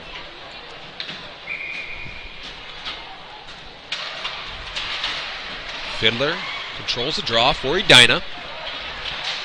He's looking around, centering in front, shot into goal. Number 12 making it happen again for Edina. This time with the assist. The goal for number 9, Cullen Munson. So just when you thought the Eagles dodged a bullet, 2 goals on the power play for Edina, and it's a 3-1 Hornets lead. What a critical penalty this is turning out to be against Eden Prairie here against Luke Snuggerud. It's a tough break for him because it wasn't the most vicious of hits, but it's ended up to come back to cost them, giving up 2 power play goals. And again, the Hornets will still have about a half minute to work with on this power play. Fiddler again. I was going to say he's looking for his 3rd point of the 5-minute increment here. Nanny drops it off to Fiddler. Back to Nanny, and the puck escapes the captain for Edina, and the Hornets will recharge. 55 seconds to go in the period. 11 now on the man advantage. We'll have a stoppage. So it's Munson from Fiddler, 15:36 mark. The second power play goal scored on the 5-minute major penalty to Luke Snuggerud. It's Munson's 17th goal of the year to go along with 17 assists. So he's got 34 points, which I believe is 3rd on the team for Edina. Malmquist's short side attempt is wide. Graham behind the net sends it to Sullivan. Sullivan ahead to Snuggerud, who's out of the box. Spinner rushing the net. Here's a shot. Save made that time by Rokel. Back the other way comes Fiddler. Fiddler sidesteps Shue, and now he's taken down. Nice job by Brady Shue of controlling Fiddler. And Gertis covers.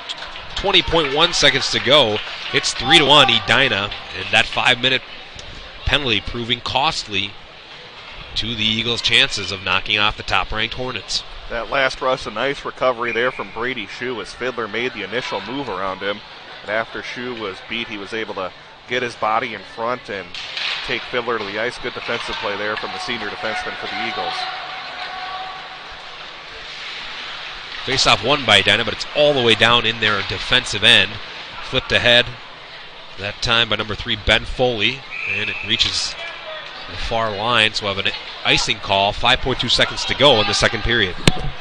It'll be interesting to see what happens here on this face-off. Eden Prairie has had a number of goals directly off face-off so far this season. And they do have that line that's done that a number of times with Spinner in the face-off circle, so certainly not out of the woods yet for the Edina here with this 2-goal lead.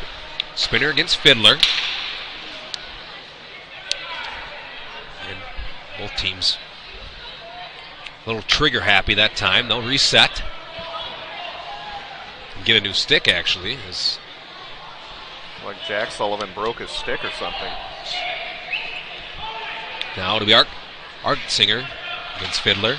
And Fiddler wins the draw. 3 seconds. Hard check that time by Spinner on Bellows. And the clock will run out on the second period. So a flurry of action in that second period. 3 goals in all. One by Eden Prairie to equal it at 1. And then Edina strikes late. 2 goals in the final 3 minutes of the period. And after 34 minutes of gameplay, it's the top-ranked Hornets 3. The 7th-ranked Eagles 1. We're back with second period highlights in 2 minutes. You're listening and watching PSB MN. I think I have the window seat. You better double check that, my friend. Don't think we don't know who you are. Yeah, I'm Aaron Rodgers. No, that's not it. You're that State Farm discount double check guy. Discount double check. Thanks to the hundreds you saved us, we could upgrade the grill class. Grill class? Your tongs are in your seat back. Save with the discount double check today. Get to a better state. State Farm.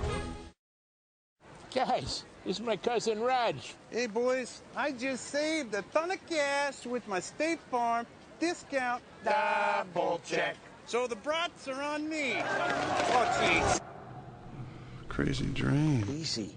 You're going to wreck Bob's dream. By the way, how's that sausage pillow? Delicious Coach Dick. Save with the discount double check today. Get to a better state. State Farm. Shop and save with Brandy Warmbier State Farm Insurance Office in Eden Prairie. A local connection at a lower cost. BrandyWarmbier.com. Hi, I'm Dr. Dennis Lenslink, Clinic Administrator and Care Coordinator for Advocare Clinics, and I want to welcome you to our facility. If you're looking at this right now, you're probably searching for a new location for care for a new or chronic injury. And I want to assure you that we have a lot of services in one location that are convenient for you, and we can combine more options for you than you'll find at most other pain management or big box medical clinics. I like the staff. They're friendly, they're supportive, they're encouraging, they're cautious, and they rearrange my exercise schedule based on what my symptoms are. I want to welcome you and invite you to stop by for a free consultation with me as a care coordinator to see how we could best serve you and what kind of results we think we can get for you. Contact us at 952-835-6653 or online at advocaremn.com. We're speaking with Rob Friend at the mulch store. Rob, once people have finished up trimming those trees or raking those leaves, how easy is it for them to stop in at the mulch store to drop off those materials? Or maybe even pick up some mulch for next year? Well, if you want to stop in and drop off, you come in, check in at the gate attendant, and they'll point you in the right direction after you pay a small fee. And if you're ready to pick up something to do a final garden or mulch project, pick out the product you want, pay for the fee, and we'll load up a trailer or a pickup truck if you have that. If not, we do have delivery available. And of course, you guys have locations all over the metro area. That's right. For locations and more information on delivery, you can check us out at our website, mulchstoremn.com. Great food and great sports. It's the Tavern on 4 and 5 in Eden Prairie. This season, the Tavern on 4 and 5 will be showing several PSB broadcasts of Eden Prairie boys hockey on the big screen TVs. So make it a night out. Get some great food and watch the EP boys hockey team at the Tavern on 4 and 5. Some of their classics include the Mediterranean pizza, the Tavern turkey burger, and my personal favorite, the cheesy tater tots. It's the Tavern on 4 and 5, located just blocks from Eden Prairie High School. Adam Rosso back with you from a matchup of two top 10 teams in Class AA of boys hockey. And right now, after 2 periods, Edina claiming a 2-goal advantage at 3-1 over the host Eden Prairie Eagles. Let's get to the second period action. The Eagles struck first early in that period on the power play. Just 35 seconds into the middle period, it was number 20, Mark Sullivan, lighting the lamp after an assist from Art Singer and Luke Snuggerud. For Sullivan, just his third goal of the season, actually. So nice job by Mark to get on the board, and that was the equalizer, I should say, with 35 seconds elapsed in that second period. Then kind of a penalty-filled second period. Had coincidental minors on both teams at the 3:33 mark, and then also penalties which weren't coincidental but ended up really benefiting Edina. Cross-check on Edina. Eagles carried a 6-on-5 advantage for close to a minute, but then a crucial interference call on Eden Prairie negated that potential power play. So those were both assessed at the 8-minute 54-second mark. And then really the critical play of the game, that probably could be the difference in the game, the 5-minute checking from behind penalty assessed to Captain Luke Snuggerud. He took an Edina player into the boards. He wasn't happy with the call, thought he engaged him before the player had turned, but the ref saw it otherwise. And Edina then made the Eagles pay with 2 goals during that 5-minute span. The first one coming at the 14:02 mark. It was Miguel Fiddler tallying his 17th of the year. Assists coming from Kiefer Bellows and Ryan Zulsdorf. That gave the Hornets a 2-1 lead. And then just a minute and 34 seconds later, Fiddler doing the damage again, this time winning a face-off, pushing it behind Gertis and then finding a wide open Cullen Munson, who buried it in the back of the net to give the Hornets a 2-goal advantage as we enter the third period. I think the problem on that power play, if you're an Eden Prairie fan, was that they did a nice job for about the first 2.5 minutes of that power play, but got a little bit tired during the latter stages, and Edina made them pay. Fiddler coming up big again. He's such a big game player for this Edina squad, and you could just see how crisp their puck movement was on that power play. You would hardly know that they were only 12.2% on the season. They looked really, really sharp during the second half of that 5-minute advantage. Yeah, you think it's one of those things where they're getting the players in position, they're making the passes, they're just not putting the puck in the net. And like you said, it was below 10% before the Braemar Holiday Tournament, and now it's up close to 13 with 2 goals here out of 3 chances tonight.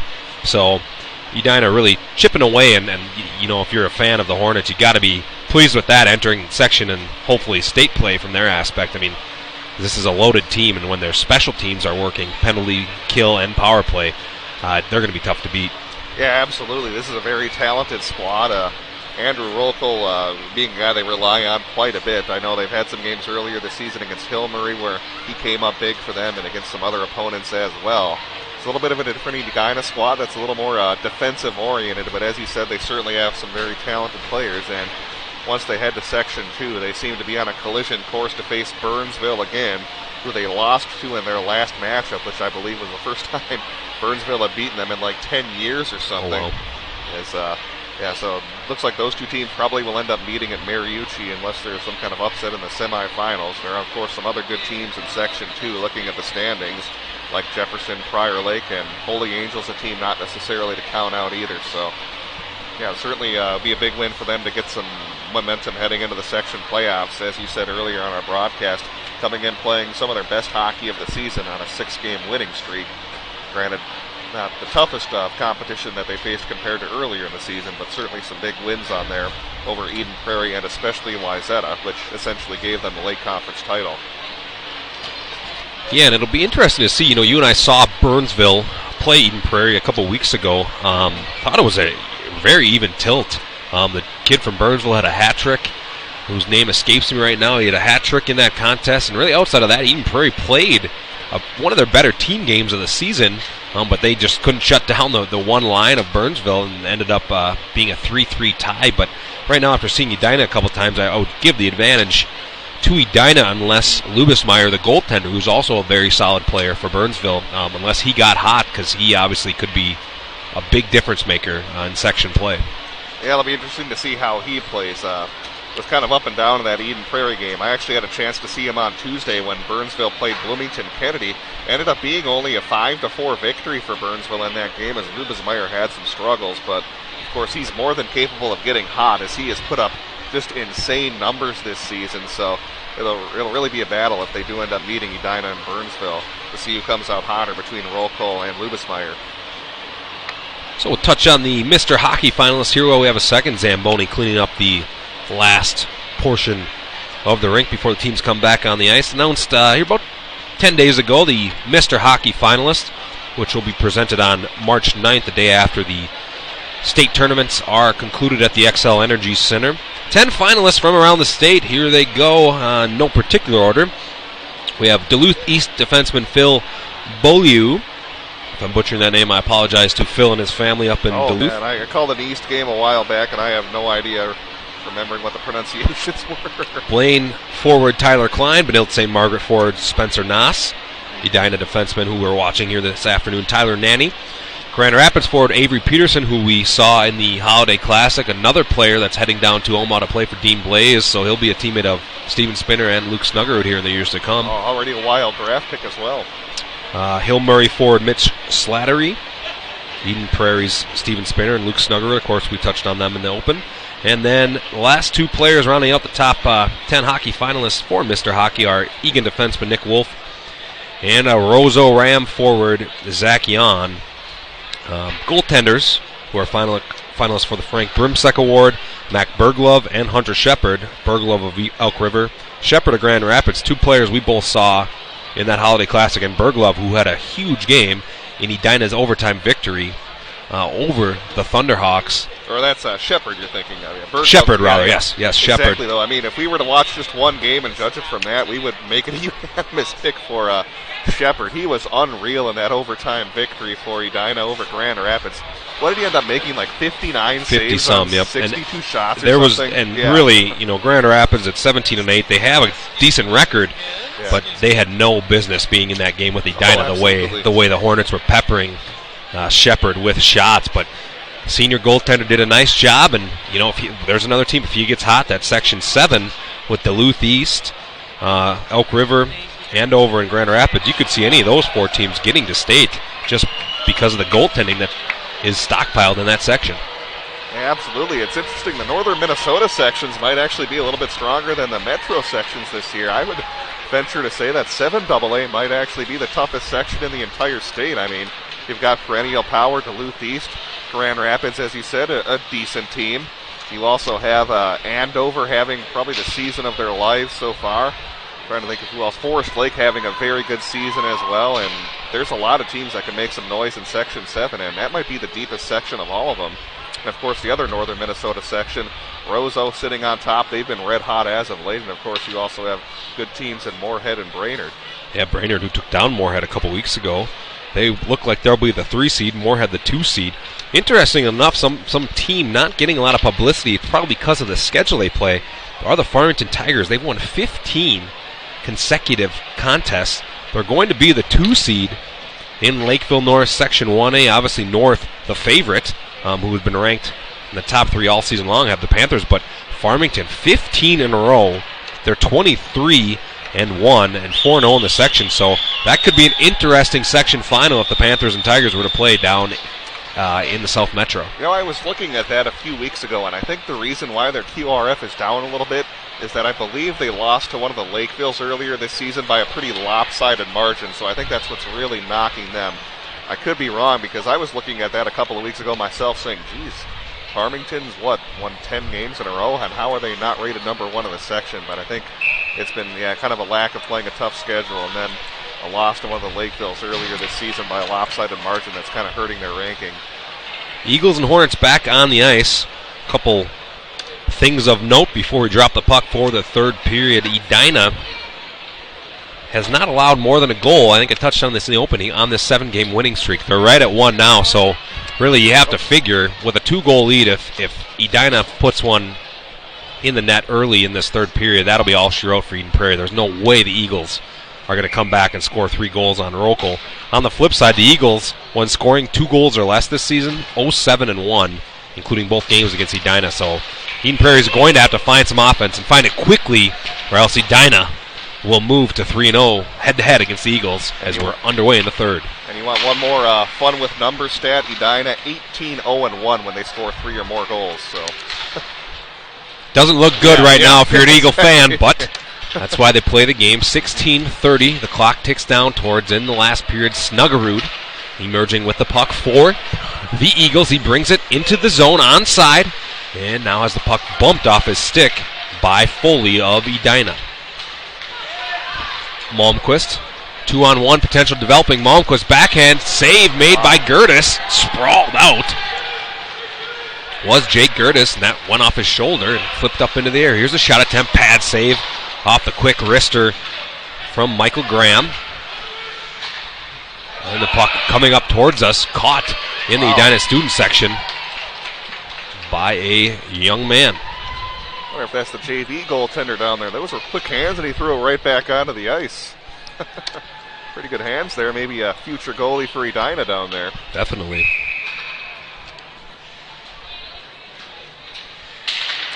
Edina wins the faceoff in their zone, but Nanny can't keep it in the offensive end, so he'll retreat to the blue line, send it ahead off the stick of Munson. And Aguilar, after he loses it, Fiddler nearly takes it away, but Arksinger there to carry it to the blue line. Now out of the zone comes Sullivan. And we're going to have an icing call on Edina, so we'll have a face-off to our left as the team has switched ends. Edina now going left to right on your screen. Eden Prairie coming right to left in the third period. I have a message that was sent to us earlier asking about the Eden Prairie goal, which was Mark Sullivan, if I remember correctly. Yep. That was Grandpa, trying to get the name on here, trying to read it through our HTML email, which is a little hard to read, but it's, I believe, Grandpa Shelby who's listening from Arizona, so thanks for tuning in. It was Mark Sullivan who got the goal. Munson to Fiddler in the corner. He's met by Sullivan. By the way, that's Steven Spinner's grandpa. Arksinger chips it ahead. The Eagles will change with just about 2 minutes gone by in the third period. Masterman chips it along. It's held in at the line by Snuggerud. Snuggerud now to Sullivan. Snuggerud in the slot. Shot and a goal! What a rifle off the left-handed stick of Luke Snuggerud, and the Eagles get that critical second goal and cut the deficit in half. Here's the replay. More importantly, they get this early in the third period to get time to get back in the game, and boy, you can't leave Luke Snuggerud any room when he's between the hashes like that. Edina's done a great job against he and Steven Spinner all season long in their previous two matchups, holding both without a goal.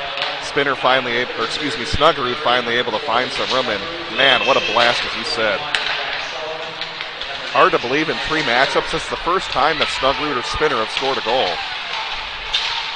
Assist two, and right back the other way, a soft goal given up. I didn't see if it was deflected by number 16, Mishmash, or not. We'll have to get the replay on it. The puck was thrown towards the net here. It was 5-hole on Jake Gertis, and I don't know if that was deflected by the defenseman Brady Shue. It looks like Gertis had a pretty good view. Take another look. I think it was just a direct 5-hole shot by number 10, Osterreich. So, wow. 16 seconds later, Osterreich. I just wonder if Gertis wasn't ready for that shot, not really anticipating a shot from beyond that face-off circle. I don't think Brady Shue, who was defending the shooter, got a stick on that one. I think it just caught Gertis by surprise, as you rarely see him give up a goal from that distance, especially through the 5-hole. So just when you thought Eden Prairie had gotten the momentum and was going to make this a tension-filled third period, 16 seconds later, Osterreich from Pugh and Bellows, and Edina jumps right back to a 2-goal lead. And big, that's a guy who hasn't gotten a lot of scoring this season, Osterreich, just his 5th point of the season, now 3 goals and 2 assists. We're going to have a penalty on Edina. I think number 20 is going to go, and it's going to be a charging call, I believe, is the call. Yeah, I think they're going to get Dylan Malmquist on that penalty. That's a guy you certainly don't mind seeing off the ice if you're an Eden Prairie fan, as he's another one of those top-line players here for the Hornets. So a big power play coming up here for EP.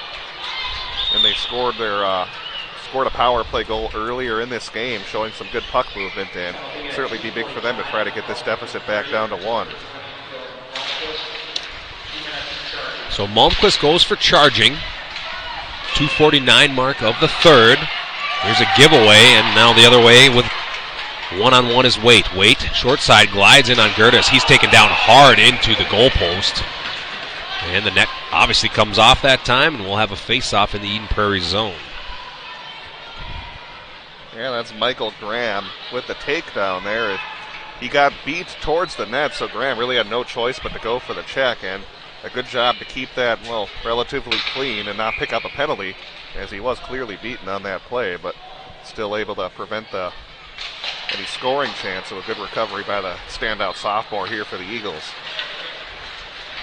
Snuggerud to Spinner. Spinner been relatively quiet today, as the Hornets have done a nice job shutting down the captain from Eden Prairie. Here's Snuggerud at the point. He'll send one towards the net. It doesn't get to Rokel. Arksinger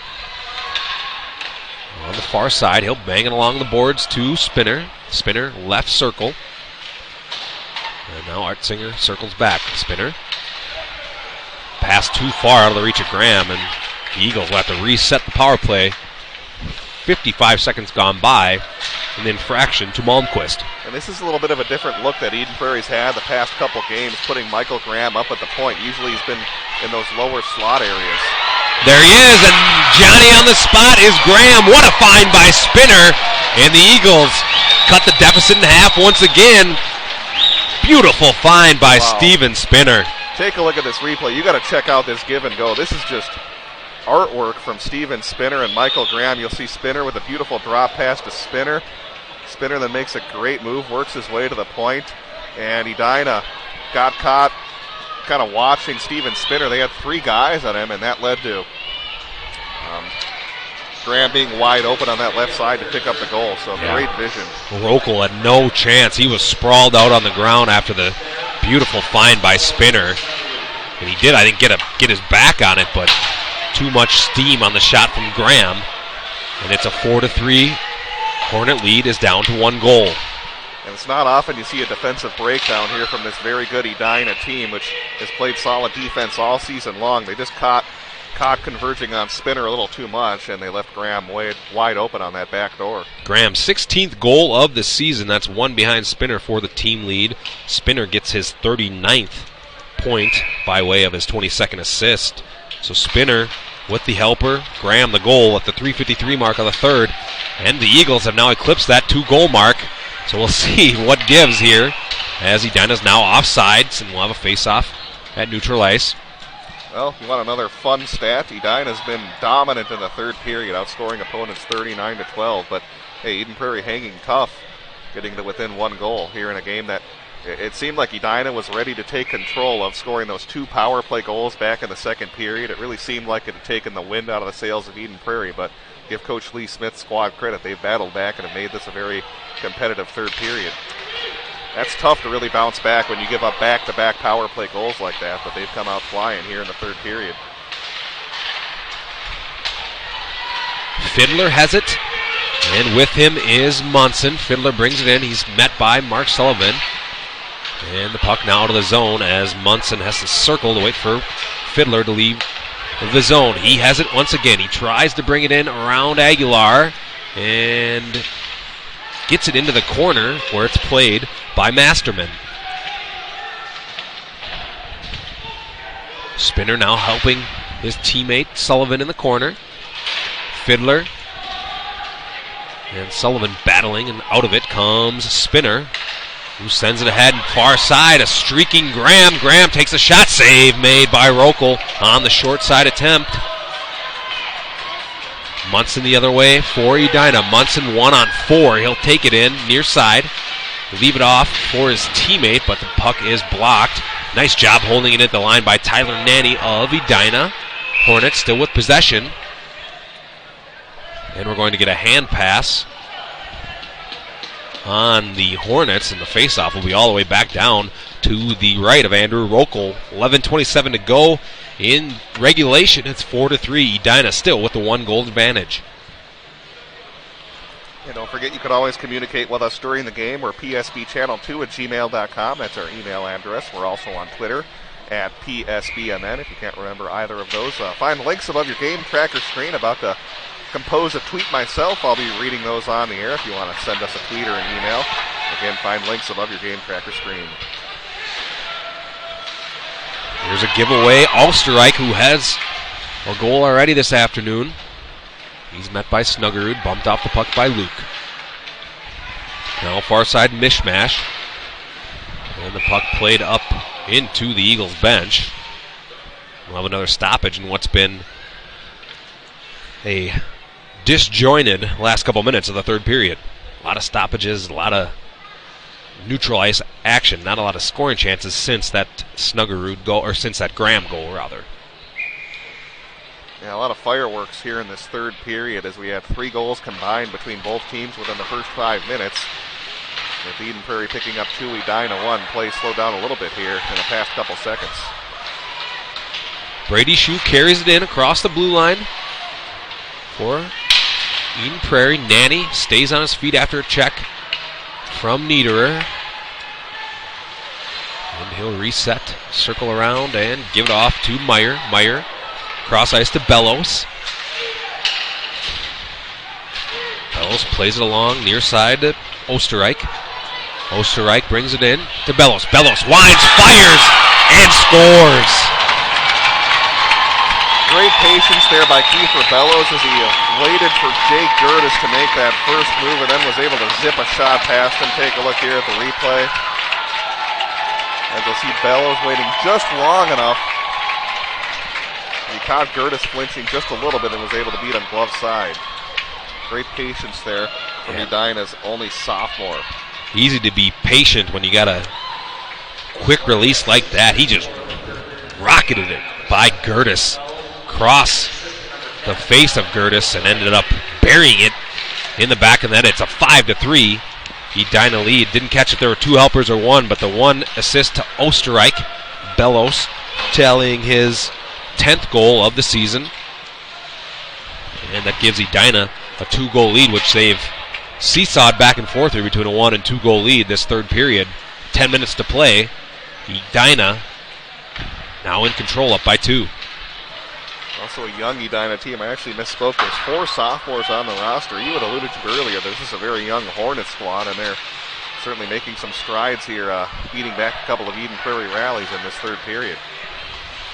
Malmquist brings it ahead. It's taken out, and Graham has it just outside the Eden Prairie logo at center ice.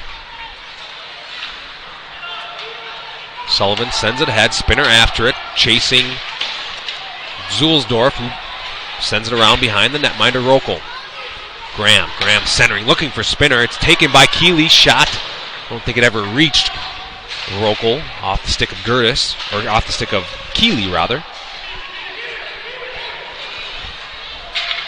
And there's dump and chase action. Edina changes all 5 players on the lines. 9 minutes to go. Eden Prairie needs to get something going. Time slowly ticking down here in the third.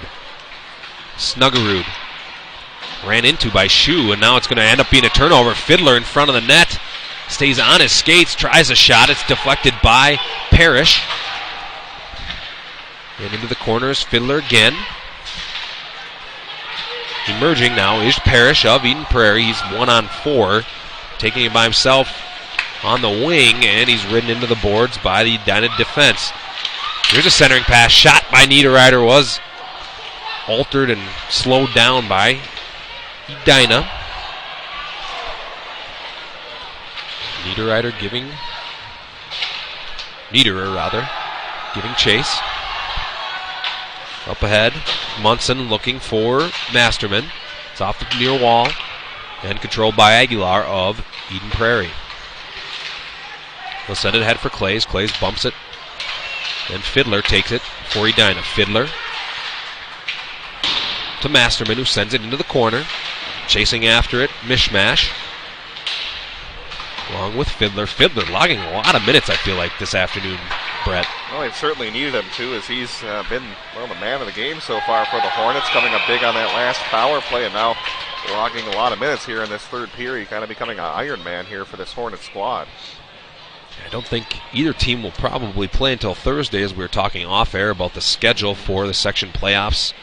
Brett, you probably have more information on that, but I think that they start Thursday, or maybe some opening round games Tuesday, but either way, not going to be an immediate turnaround in any Well, actually, in Edina's case, if they're the number 1 seed, they'll actually get a bye because there's only 7 teams in Section 2, so they wouldn't play till next Saturday. Eden Prairie would play on Thursday against either Armstrong and Cooper, who would be, at least on paper, a bit of an overmatched opponent, but it's a game they'll still take seriously. Clock is not starting, and Edina players, or the Edina fans rather, that was a good 20 seconds of clock time, I think, there, Brett. But anyway. I think the Hornets are going to... are loving this clock operator. They very politely let him know to run the clock.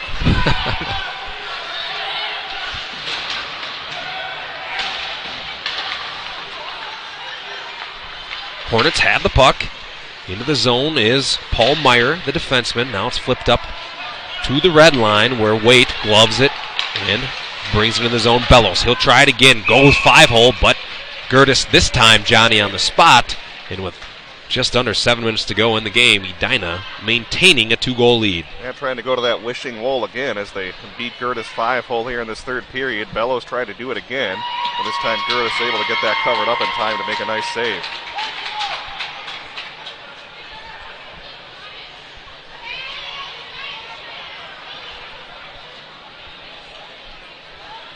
I saw the officials going over there to maybe try to get that clock reset, having clock gate part 2 here in this game, but decided to keep it at 6:49. There's a post that's clanked by Malmquist off the face-off. Quick left-handed wrister by the junior forward. Snuggerud being hounded by Masterman. He'll reverse and play it near side to Parrish, who loses the puck. Masterman with it once again. Snuggerud lays out and gets possession. Nice job by Snuggerud. Now Spinner carries it ahead. He leaves it for his teammate Snuggerud, who's met hard by Nanny. Spinner behind the net. He leaves it for Graham. And now Tyler Nanny comes down and takes it into the boards. He's met by an Eden Prairie forward. And it's Malmquist now for Edina, bringing it ahead. A potential 3-on-2. Malmquist leaves it for Waite. Waite just a little bit too far. He tries a centering pass, and it's steered into the corner by Gertis. Spinner emerges the other way for the Eagles. We'll see what he tries to do as take it 1-on-2. Shot just out of the reach of Rokel and nearly trickled in near that left post. Finally, both teams end up changing as we approach the 5:20 mark in the third.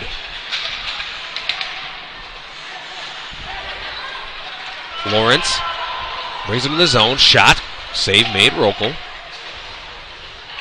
Lawrence gets the puck back, and now Fiddler carries out the rush for the Hornets. Fiddler gets a return pass. They're going to call offside on Edina as hard check applied by Sullivan that time of Eden Prairie on Masterman, of Edina.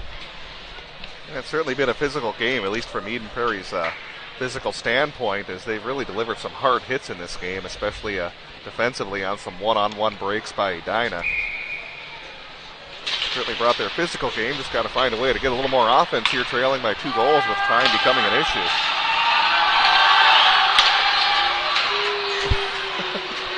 Clock operator hearing it once again. He was a second or two late. Here's a giveaway in the zone. Shot off the post.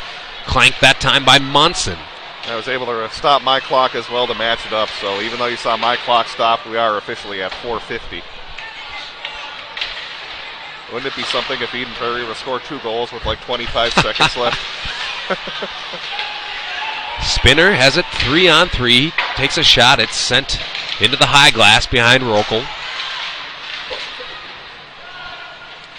Keeley after it, giving chase. Here's a shot, a giveaway. Spinner deflected as he was right at the doorstep, but Zulsdorf locked him up and allowed Spinner to miss it just wide of Rokel. There's another giveaway in front. Keeley nearly with the puck. And Edina sends it out up into the bench near Coach Smith and his assistants, and we'll have a face-off making the Edina zone. 4:10 to play. Time becoming the 6th skater in the back pocket of Coach Giles and the Hornets. And I see that penalty. No, the referee's finally going over to straighten out those clock issues. I initially saw the penalty box door open. I thought, oh boy, that's a mistimed penalty here for the Eagles. But it looks like they're going to try to straighten that out and maybe take 20 to 25 seconds off the clock, which is exactly what they do. Well, at least they put it down to 4:05.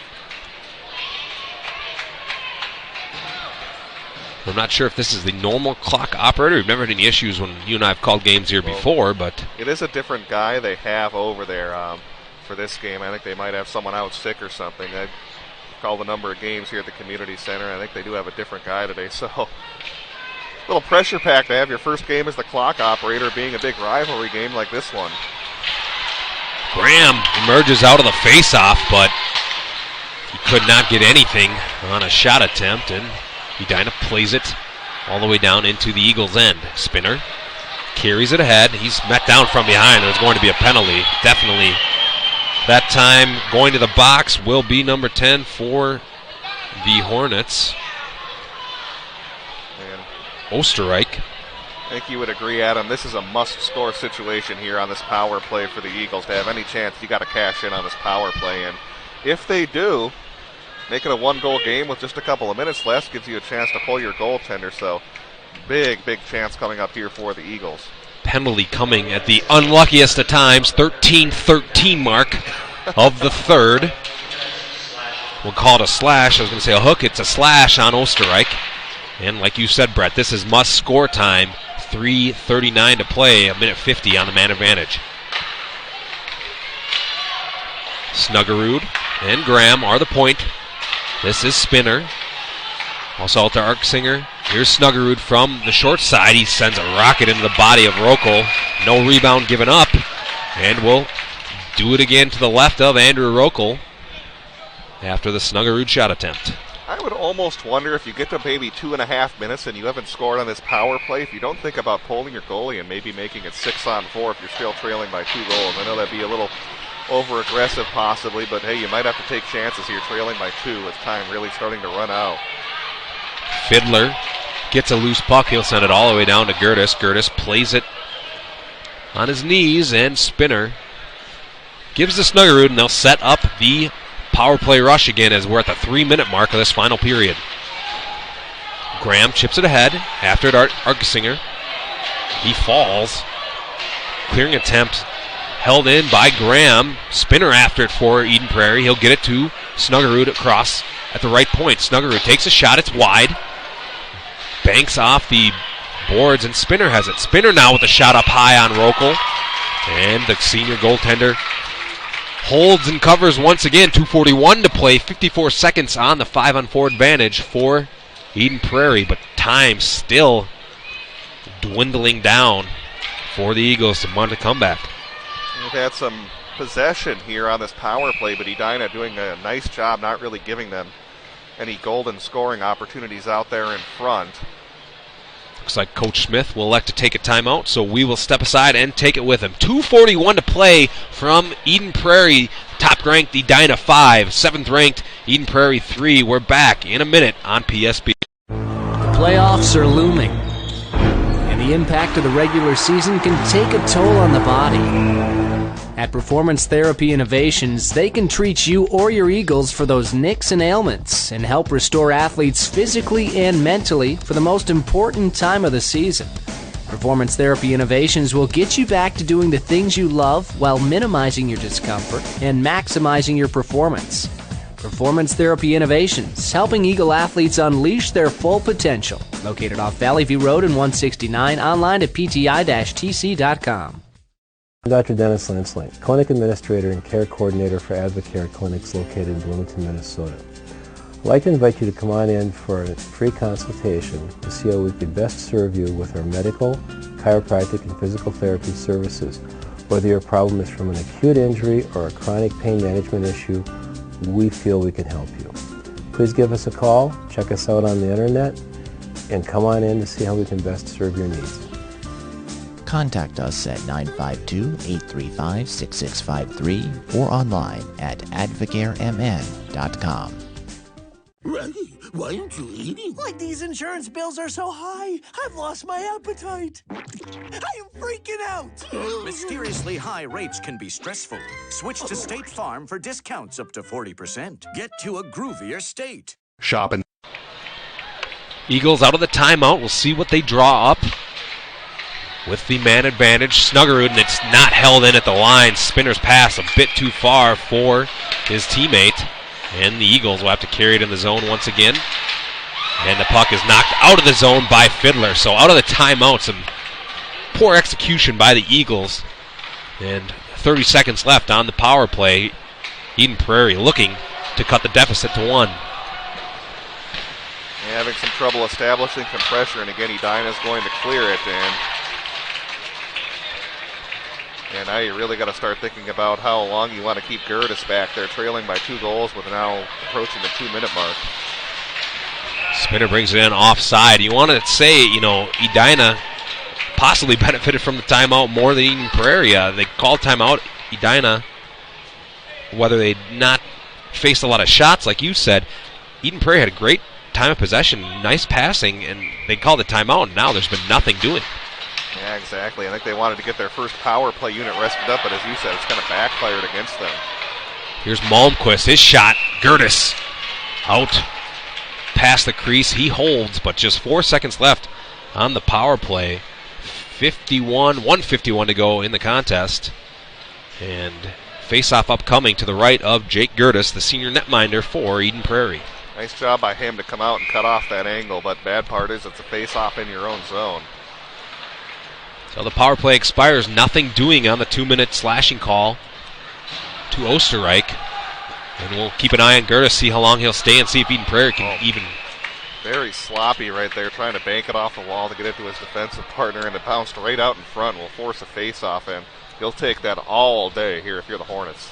Yeah, Eden Prairie unable to set anything up in the last half of that power play, and now they're going to struggle to get Gertis out of the net unless they get the puck down into the Edina defensive zone. They win the face-off. It's Clays. Clays up ahead to Sullivan. That's Jack Sullivan. Carries it in. We'll see if the Hornets can hold it in there. Gertis still in net. Still in the crease. Shue. Here's a trickling puck in front. It doesn't ever reach Rokel. Aguilar from his defensive position plays up. Gertis still in the net. And we're approaching the 1 minute and 10-second mark. They have established pressure, but guess I spoke too soon. Good call to leave him in with a 2-on-1. Here's a shot from the wide side on the body of Gertis. He covers again. Shot coming from Osterreich. Mishmash was the other player on the break with him. And with 64 seconds left, Edina, barring a remarkable comeback from Eden Prairie, is going to win their 8th straight and their 20th contest of the season. And will also clinch the late conference outright for them. Here's Bellows' shot. It hits a Sullivan in front for Eden Prairie. He's down. Struck him right in the, looked like in the calf region of his leg. Here's Spinner. Steven brings it in. He'll take a shot attempt. It's up high, deflected into the net behind the goalie, and 48.8 seconds to go. Face off to the left of Rokel. Eden Prairie still finds himself down by a pair. Well, now they do finally get Gertis off the ice. And going to take a minor miracle to tie this game up. And big key, though, you got to win the face-off, and that's exactly what Edina does. Hornets chip it down. Snuggerud chases after it, giving pressure for the Hornets is Munson. Arksinger, cross ice to Graham. Graham brings it in. Nanny gets the possession for Edina, and he'll control it behind his net. Puck tipped up into the air, played by, looked like a hand pass possibly, by number 20, Malmquist of Edina. We'll see where the faceoff ends up coming. It'll be just outside the Edina zone.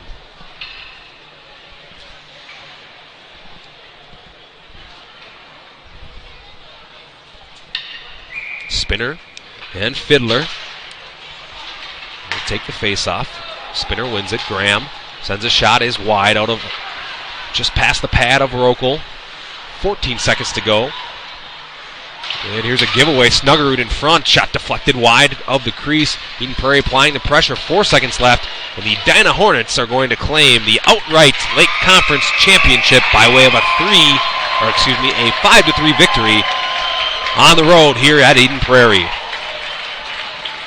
A great effort here from Edina, holding off a flurry of Eden Prairie offense here in this third period, taking advantage of some transition opportunities. You and I were talking about during the break how Edina has some guys who can just rip the puck, and that's really how they were able to score those 2 goals with some great shots against a good goaltender in Gertis, and a great effort for them as they clinch the Lake Conference Championship outright, and will give them a lot of momentum heading into the Section 2 tournament when they'll play likely next Saturday against a tough team from the South Suburban Conference.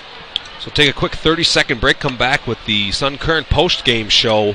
Edina 5, Eden Prairie 3. You're watching high school hockey on PSB. Stay current on what's going on in your local community. The Sun Current is a local community newspaper that serves several communities in the Southwest Metro, including Eden Prairie, Edina, and Bloomington. The Sun Current will keep you up to date with the latest comings and goings on your school board, city council, arts and entertainment, and community events. And make sure you check out their in-depth high school sports coverage featuring weekly articles on Eden Prairie, Edina, Jefferson, and Kennedy. From football and hockey to tennis and swimming, the Sun Current has your favorite team covered. Keep it local and visit the Sun Current website at current.mnsun.com. Adam Rosso and Brett Johnson back with you rinkside following Edina's 5-3 victory, their 8th consecutive victory to end the regular season, their 20th victory overall. That pushes their record to 24-1 heading into the Section 2 and possibly state tournaments for the defending champion Hornets. Eden Prairie, on the other hand, drops to 14-8-3 with the loss. They'll be the 2 seed in Section 6A, and they will start their quest for a state tournament berth next week, right back here at Eden Prairie Community Center. Let's get to the scoring in that third period. Eden Prairie cut the deficit from 3-1 to 3-2. Just 2 minutes into the third period, it was Luke Snuggerud lighting the lamp for the Eagles. Assist coming from Jack Sullivan and Michael Parrish. So for a moment, and I mean a brief moment, it was a 3-2 Edina lead, and 16 seconds later, Edina struck right back Alex Osterreich. He scored, countering what momentum Eden Prairie had. Assist from Calvin Pugh and Kiefer Bellows on the Edina goal, which was their 4th. That pushed the lead back to 4-2. Then we had a couple penalties, one being on Dylan Malmquist of Edina. The Eagles were able to capitalize. It was Michael Graham. He scored his 16th goal of the season. Assist from Steven Spinner at the 3:53 mark of the period. So we had 3 goals in the first 4 minutes, that one being a power play variety for the Eagles, and it was a 1-goal game at 4-3. But just 3 minutes later, really the dagger, and probably one of the prettiest goals of the afternoon, came off the left-handed stick of Kiefer Bellows. He buried one past Jake Gertis and gave the Hornets the 5-3 lead, the eventual final score of the afternoon's tilt. Osterreich with an assist on that goal. And other than a late Eden Prairie power play, that was all the action of the third period. So, players of the game-wise, Brett, I would say either, Fiddler had a hand in both those goals in the second. Bellows, I believe, had 3 assists, 2 assists and a goal. So one of those 2 guys making it happen on this very deep and very talented Edina team. I would probably give the edge to Bellows in that third period because he was really a big part in staving off that Eden Prairie rally. As you and I were commenting, Eden Prairie probably had the better of the play in that third period, but Bellows picking up that huge goal. I think I would easily give him the first player of the game, but certainly an honorable mention for Miguel Fiddler, who had a tremendous game as well. Pretty solid game for Jake Gertis in that. No spectacular saves, not really any soft goals, maybe outside of the one from Osterreich, short side through the 5-hole, but 30 saves unofficially for Gertis out of 35 shots for Edina. 21 saves for Rokel on 24 shots on goal for the host Eagles, who fall for the third time this season to Edina by a score of 5-3. So I want to thank everybody for listening this afternoon, and check psbmn.com for all the updates on section hockey, which Brett can elaborate on here as we are. Just going to briefly bring up, if you're an Eden Prairie or an Edina fan, unfortunately it doesn't look like we're going to be able to have live video of Section 6 playoff games due to some restrictions, but we're going to try to get audio only of possibly the section semifinals or section championship for 6 if you're an Eden Prairie fan.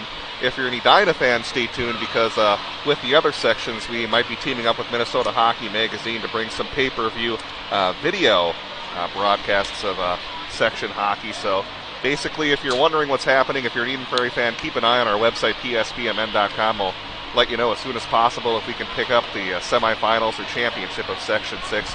Probably will not have the quarterfinals.